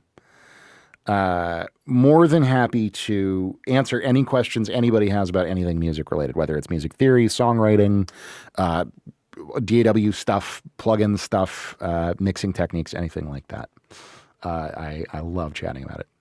Since you're in the music space, do you hate wireless earbuds? Do you just stick to wired? No, I have a pair of wireless earbuds. They're fine. They serve their purpose. I think like if I'm really trying to listen to something critically, like on a professional level, or I really want to like listen to a song, yeah, I'm always going to go for like my nice big studio monitors up here. Or, a really good quality pair of proper over-ear headphones. But no, I mean, wireless, Bluetooth is fine. It's not going to sound as good as, it's not going to be as high fidelity as, whatever, sure. But it's how people listen to music. Well, and yeah, if I sit there and pay a ton of attention to it, yeah, of course I can hear it, And Bluetooth is actually pretty good. It's lossy, but it's not like, a 96K MP3 rip of something. It's not like destructively lossy. So yeah, I can certainly hear the difference, but I'm not the kind of guy who is going to get hung up about that kind of stuff when I'm just listening to something just to listen to it. Like, if I'm laying in bed reading, going to sleep, and I'm just listening to like some down tempo or something, it's like, who cares? Like, and honestly, like it kind of gets into something that I talk a lot about when it comes to production, which is, a lot of people obsess over sound quality. A lot of people obsess over, like sound design and spending a million years getting their mix absolutely perfect. Oh, thanks for the follow, man. I appreciate it. spending 1,000 years getting their mix absolutely disgustingly perfect and all this stuff. And that's fine. And I'm a professional mix engineer. Like, I get it. At the end of the day, it's not what matters. What matters is your song any good? Does your song connect with people? Does your song move people? Do people understand it? And do people want to listen to it? Because some of the greatest songs in human history, the stuff that sold tens of millions of copies, was not produced the best, was not mixed the best, was not necessarily made in the biggest studio. Like some of Billie Eilish's early stuff was produced with her and her brother in their bedroom on GarageBand on a MacBook with a Scarlett interface and a $50 Audio-Technica AT2020 crummy little mic that anybody can go buy at Guitar Center. And it sounds phenomenal because they're really fucking talented. And the songs that Billie Eilish writes are great pop songs that are really accessible and really connect with people and really move people. That's why it's successful. It's not successful because they spent $1 million on production or 1,000 hours on mixing, or they have every plugin and sample library and piece of outboard gear and preamp and, $40,000 soffit mounted mastering grade monitors. It's like, no, none of that shit really matters. If your song is good, people are going to want to hear it. If your song's not good, people aren't going to want to hear it. It's really that simple. It worked. Yay! We love it. Fantastic.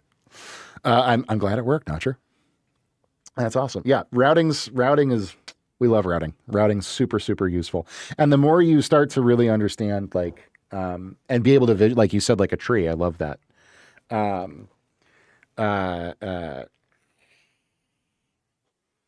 You're going to come up with all kinds of fun and creative and interesting ways to use routing to your advantage.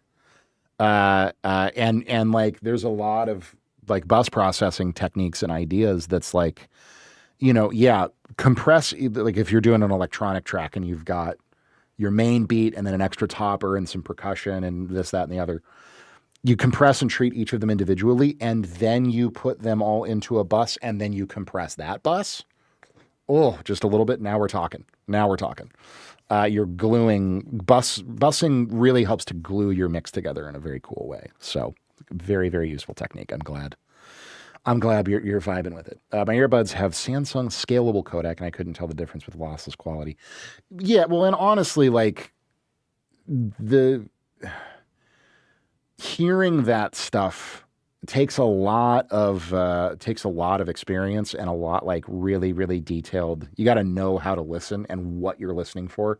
You have to know what compression artifacts sound like and have really accurate hearing all the way up into like 17, 18K and hear how the codec is affecting the top end. And then it's like, okay, cool. Well, your codec is fine. What about your converters? The converters in your headphones. What are those doing? Like, you get down a rabbit hole of digital audio hoopla very quickly. And it's like, if you're trying to mix professionally, yes, you need really good converters and good speakers and good headphones. If you're just listening to music, as long as it sounds good to you and you like it, that's great. And that's really all that matters. Yeah, fuck audiophiles. I shouldn't say that. I don't mean that. I mean, fuck the guys who are like, oh, I spent $4,000 on an RCA cable. Like, no, stop it. Caring about sound quality is great. Don't get me wrong. And I appreciate the fact that they appreciate really high quality audio, of course, but it gets a little ridiculous sometimes. Sorry, I say that also because my buddy works for an audiophile company and the stories that he tells me are just absolutely hilarious. Favorite Studio One stock plugin, Analog Delay, 100% all day long. This thing is such a great little delay plugin. I use it on probably every session. Pro EQ also, I think, is fantastic. Does everything I need it to do. It does dynamic now, which is pretty cool. What else do I like that comes bundled? Ampire's okay. The new Fender amps, the Mustang, is pretty solid. They sound pretty good. I used to use Fat Channel a lot, but I don't anymore because I have better options. Auto filter. Oh, interesting. Okay. Auto filter is really useful. Beat delay can be very cool sometimes. The bit crusher is nice and easy. What else do I like? I don't like any of the reverbs. I hate all of the reverbs. Red light distortion can be okay sometimes. Later, Shibble. Thanks for hanging out, buddy. Always good chatting. Have a good rest of your evening or afternoon or morning or whatever it is, wherever you're at. What else? The hell is Tricomp? I've never even seen this before. What are you? I mean, just multiband? Yeah, just multiband compression. Okay, cool. Three adjustments. Yeah, I think it's just multiband compression, which is fine. What do you think of Dolby Atmos, specifically on the phone software side? I don't know why any phone would ever need to do anything with Dolby Atmos. To correctly do Dolby Atmos, you need 15 speakers. I think it's 15 or 17 or 11 or some insane number of speakers arranged in an incredibly mathematically precise nature around your head. I know there's like 3D. Yeah, that means nothing. I have no idea why a phone would have Dolby. Dolby Atmos is a surround sound specification. A Dolby Atmos system. Can you really? Let's find a picture of a Dolby Atmos rig. There's a good graphic for this.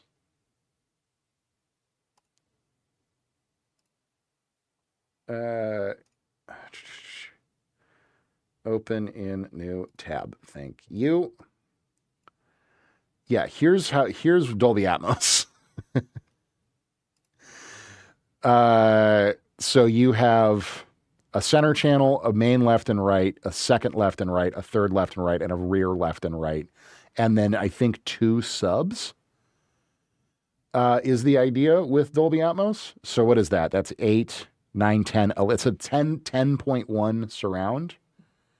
Or no, and then you have, no, so it's 1 sub.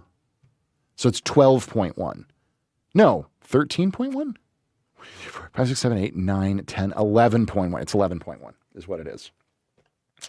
Oh, yeah, no, they're a fucking nightmare. They're an absolute nightmare. So you've got 4 lefts, 4 rights, ranging from front to back, 2 overhead that need to be soffit mounted into your ceiling pointing straight down, and then a center channel and then a subwoofer is how Atmos works. So the idea that a phone would even be able to do Atmos, I guess if you have one of the like 3D headphone sets, maybe, but even those, that's not really actually Atmos. I don't really even understand how those are supposed to work. I know it has to do with like phase dispersion, something or other. I don't know. But it's silliness. It's all silliness. I declare it to be silliness. That is what I think. Anyway, all right. Well, we wrote a song. We made a track. That is my job, after all. Expands the sound. Interesting. I mean, maybe it's just doing something with where it's like pressing the stereo image out a little bit. But I mean, you know, and I know that, yeah, there's like binaural tricks that you can do to sort of simulate a surround sound feeling in headphones, but it's weird. I don't get it. Ugh. Anyways, let's jump back over here. I'm trying to decide what we should do now. Part of me wants to end stream and go clean the kitchen, and then part of me wants to play around with live looping in Ableton. And I can't decide which one of those 2 things I want to do. What do you think, chat? Should we play around in Ableton? Yeah, sure. Why not? All right, hang on 1 second.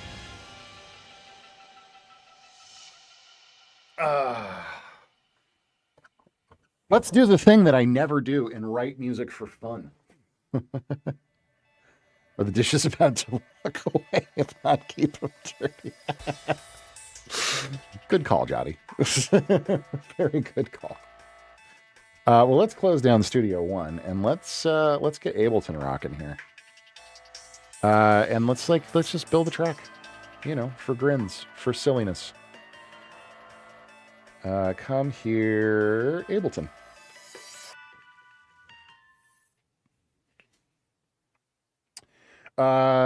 So this is a new thing that we're working on a little bit. I should do a niche sound design.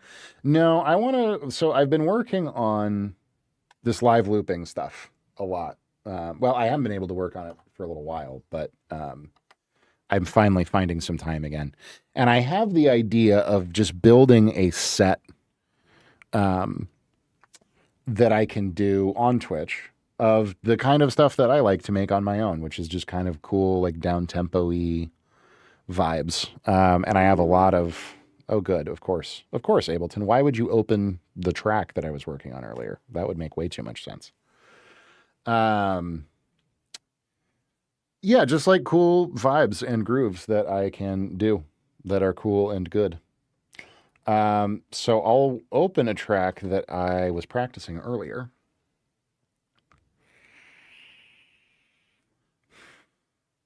So I'm very new to Ableton. I'm very, very new to Ableton. So I wouldn't say I know my way around it. I mean, you know, enough to get the job done. I cannot produce in it because of how the transport works. It drives me absolutely bananas.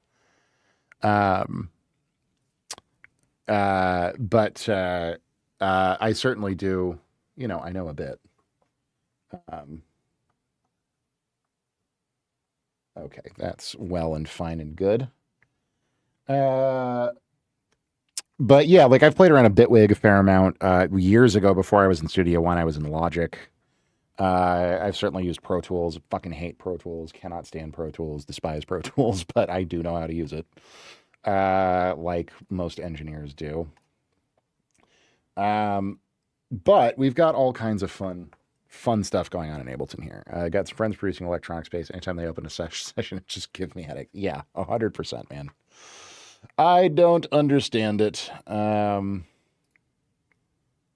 Let's see here. We need to open. So this thing is super, super cool. MLR over here. We love us some MLR.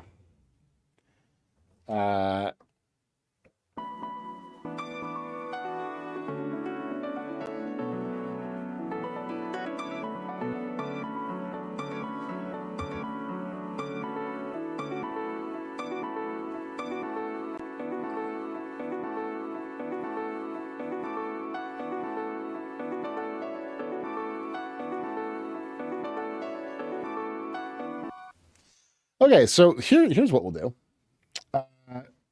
Hang on.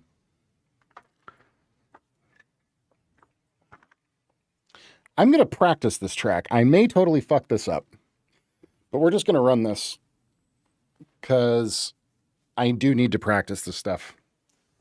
And then if we get through it cleanly, which we hope we will, maybe we'll make something new. But I should just be practicing because this is, as you will see, what I'm trying to. Oh, thank you, Jotty. I appreciate it. Yeah, it's a fun little spot. What I am trying to do here is outrageously complicated, but so it means we need to practice it a lot. You guys will see why. Let's see here. Are we clean? We're clean there. Normally I do this with my drum throne, but this should be fine. Okay. So we don't need any of this. We don't need any of this. We're just keeping that one bass sample here.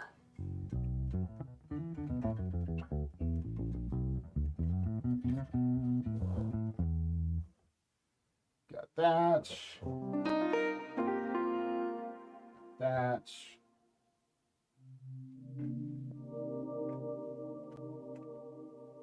We need that. We've got that. You're working. Yep. Let's make sure metronome's routed correctly. Q out is 3/4. There we go. Very good. Okay. Wish me luck.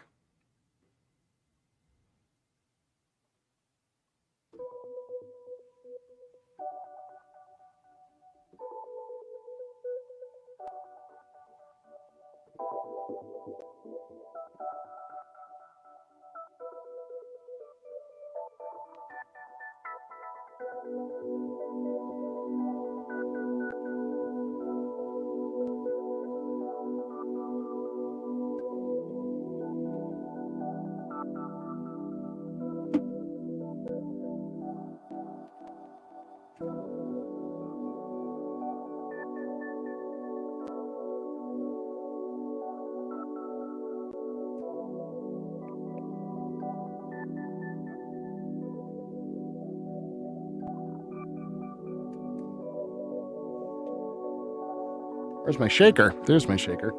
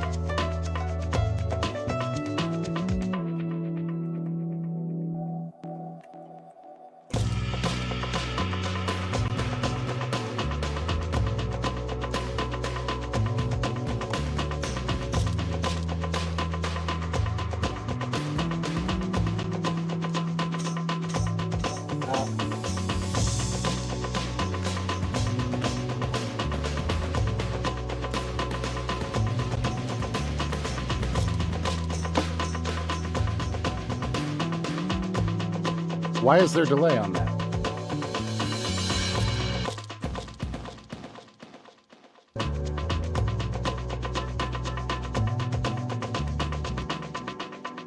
See, this is what I'm talking about. Sometimes mysteries happen, and I'm like, why the hell is there... There should not be delay on this kid right now. Why is there delay on this kid? That's terrible. Hang on. Where's my reset? What's up, Cakes? There we go.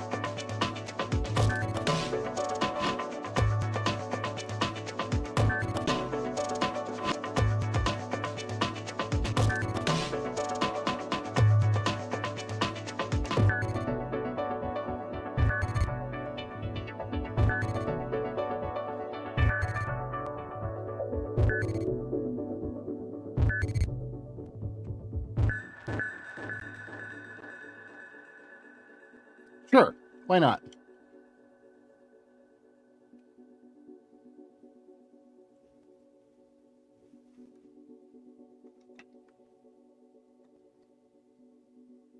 Who's that? What's going on?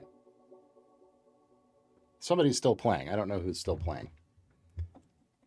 Mm-hmm. Well, that was relatively scuffed, but not too terrible. I don't know. What did we think of that, chat? Oof. What is happening with that?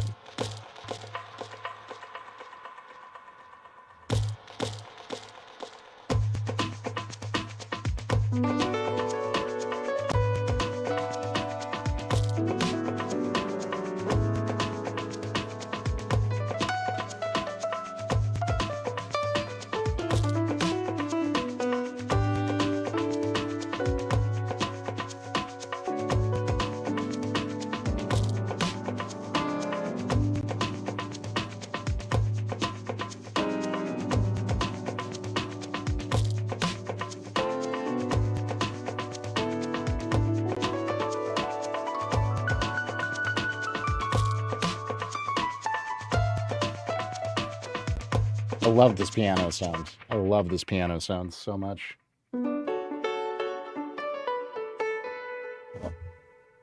This lovely piano. Anyways, so that's live looping. That was a bit scuffed.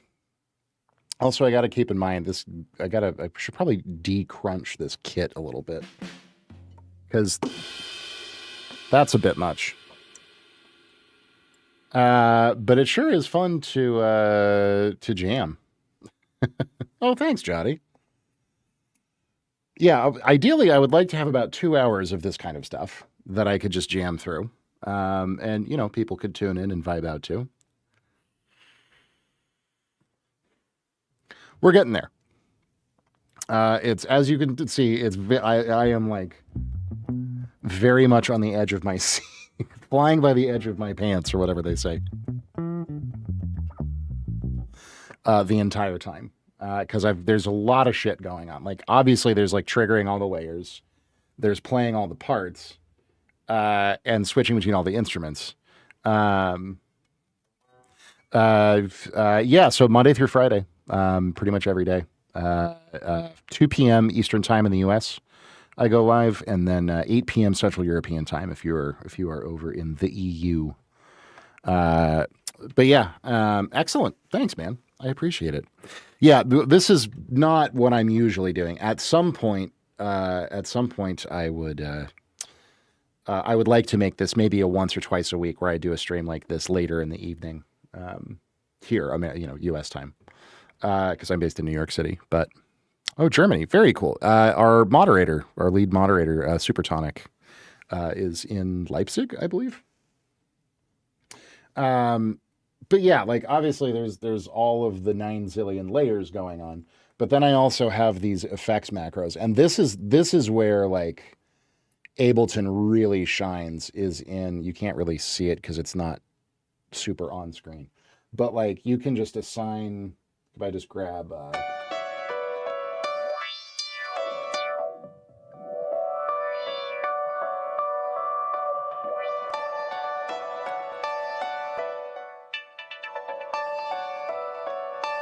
like you have all that real-time effect stuff, which is just like different effects macros, effects racks mapped to the user controls on the APC40. But then I've got these crazy like sequenced things. So like this.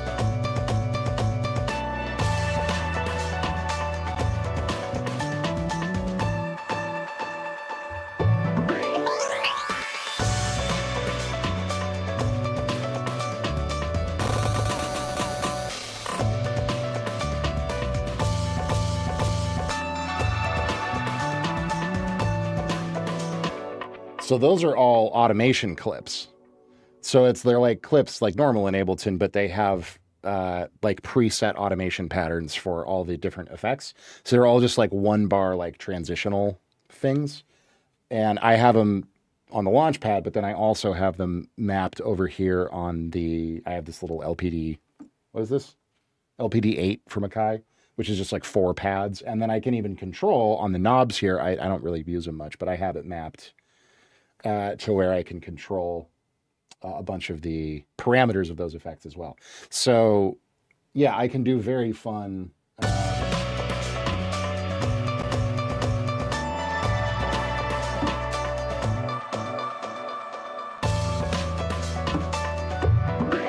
filter suite.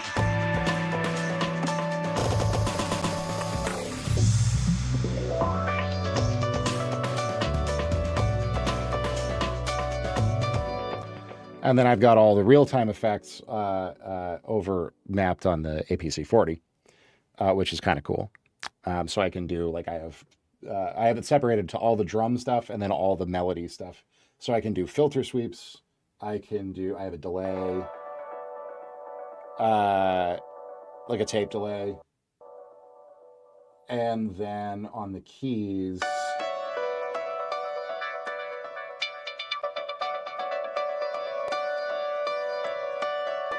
that's Tantra doing some cool stuff.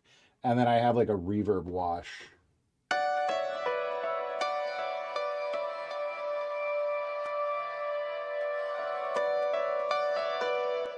Like a total like just blur verb.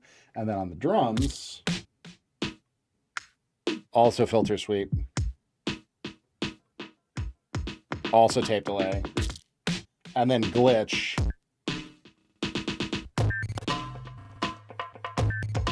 And then like lo-fi, which that's a little loud. I should adjust that.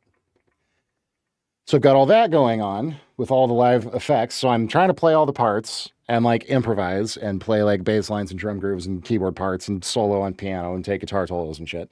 Then I'm managing all the effects and transitions. Then we also have this thing called MLR, which is, I won't even talk about the sort of history of it, but it's a live sample slicing application.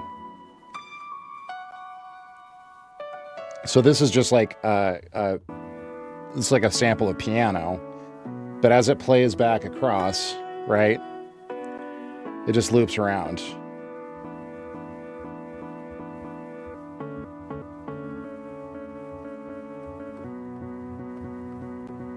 But you can trigger it from anywhere within the sample.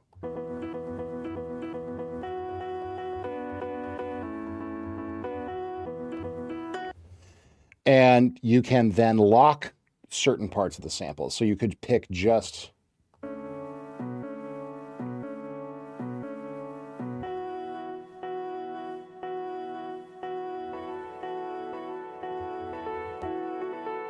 so I just have 4 different piano samples here.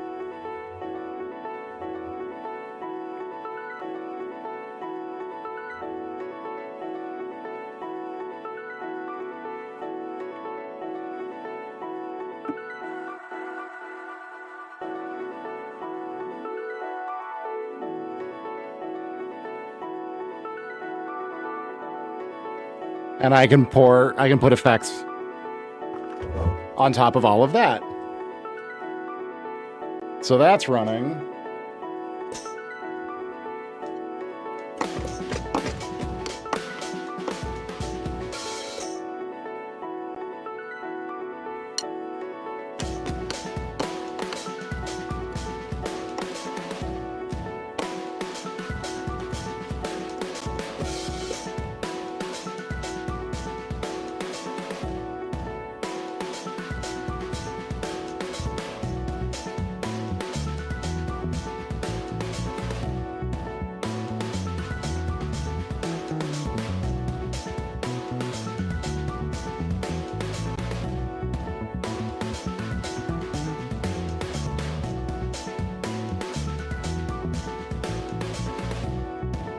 We can play a little funky thing.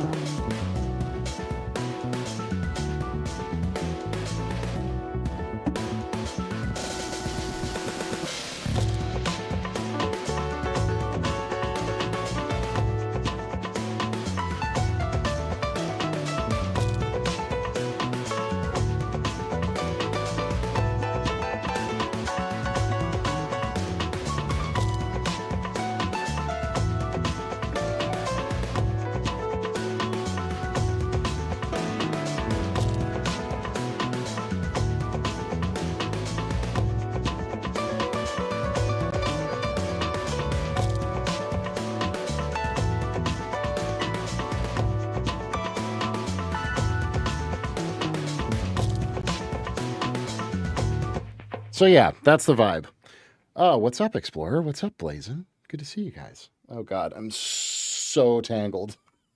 Oh no. Oh, this is bad. Jesus Christ, what happened? There we go. Ha! I untangled myself. Woo! You too, Jotty. Thanks for hanging out, man. I appreciate it. Very, very good to have you around. You are welcome back anytime.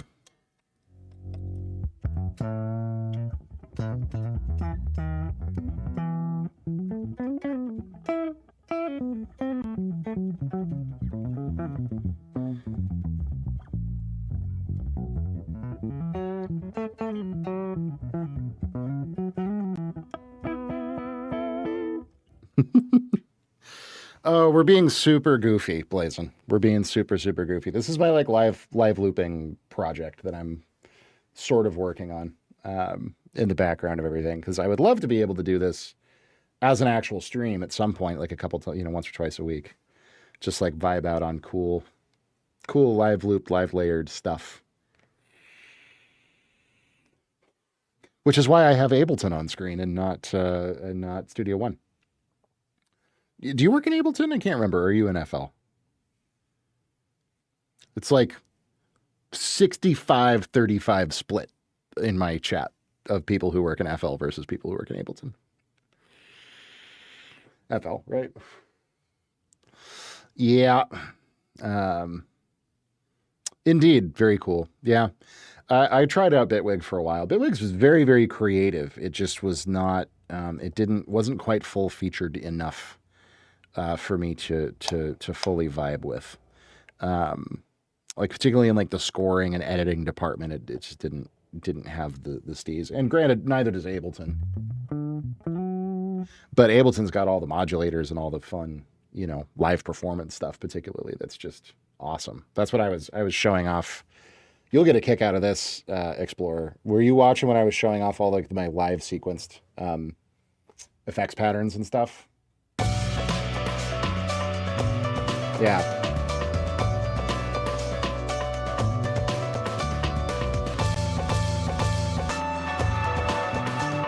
Yeah, so obviously that is a very Ableton only kind of a thing. So yeah, it's neat. It's super fun. But good stuff. Well, on that note, guys, I know Blazin, you just joined, but I have been streaming for over 4 hours, so I am probably gonna call it there. Let me take all of this yet off. Ooh, very fun. I love it. Your synthwave stuff is always on point.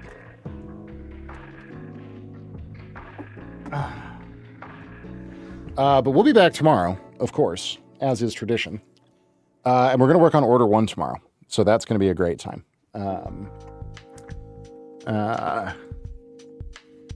Yes, my recommendation, Explorer, is Splice's Rent to Own. That's what I did for all of the Arturia stuff. Was I did the Splice Rent to Own thing, because like subscriptions are annoying when they're unending, but when you can pay, I think it's $20 a month for V Collection or 25 or something, and then you own it after 2 years, that's pretty all right in my book. And then you also get like the upgrade discounts, and then you can like factor those into the Splice thing. It's really nice. So I recommend doing that. I've had a good time. That's how I got V Collection, was by doing that. But anyways, I'm gonna get out of here. I want to go clean and start making dinner and stuff. My husband's gonna be home in a little bit, so I'm gonna jet. But oh yeah, there you go. Well, those are two very good libraries. So but in any case, thank you guys very much for hanging out. I appreciate it. It's been a very fun stream. Big shout out to a bunch of new followers today. Jotty, Notcher, Bop Lord, JV the Goat, Tadox, Girl, How to Hustle. I guess that was everybody from today. Still, that's like 8 or whatever. That's great. So pretty nice. But thanks again, guys. I hope you guys have a great evening, afternoon, morning, whatever it is, wherever you're at. And we will see you guys tomorrow, 2 p.m. Eastern, 8 p.m. Central European time. for more music madness. Thanks, guys. Bye.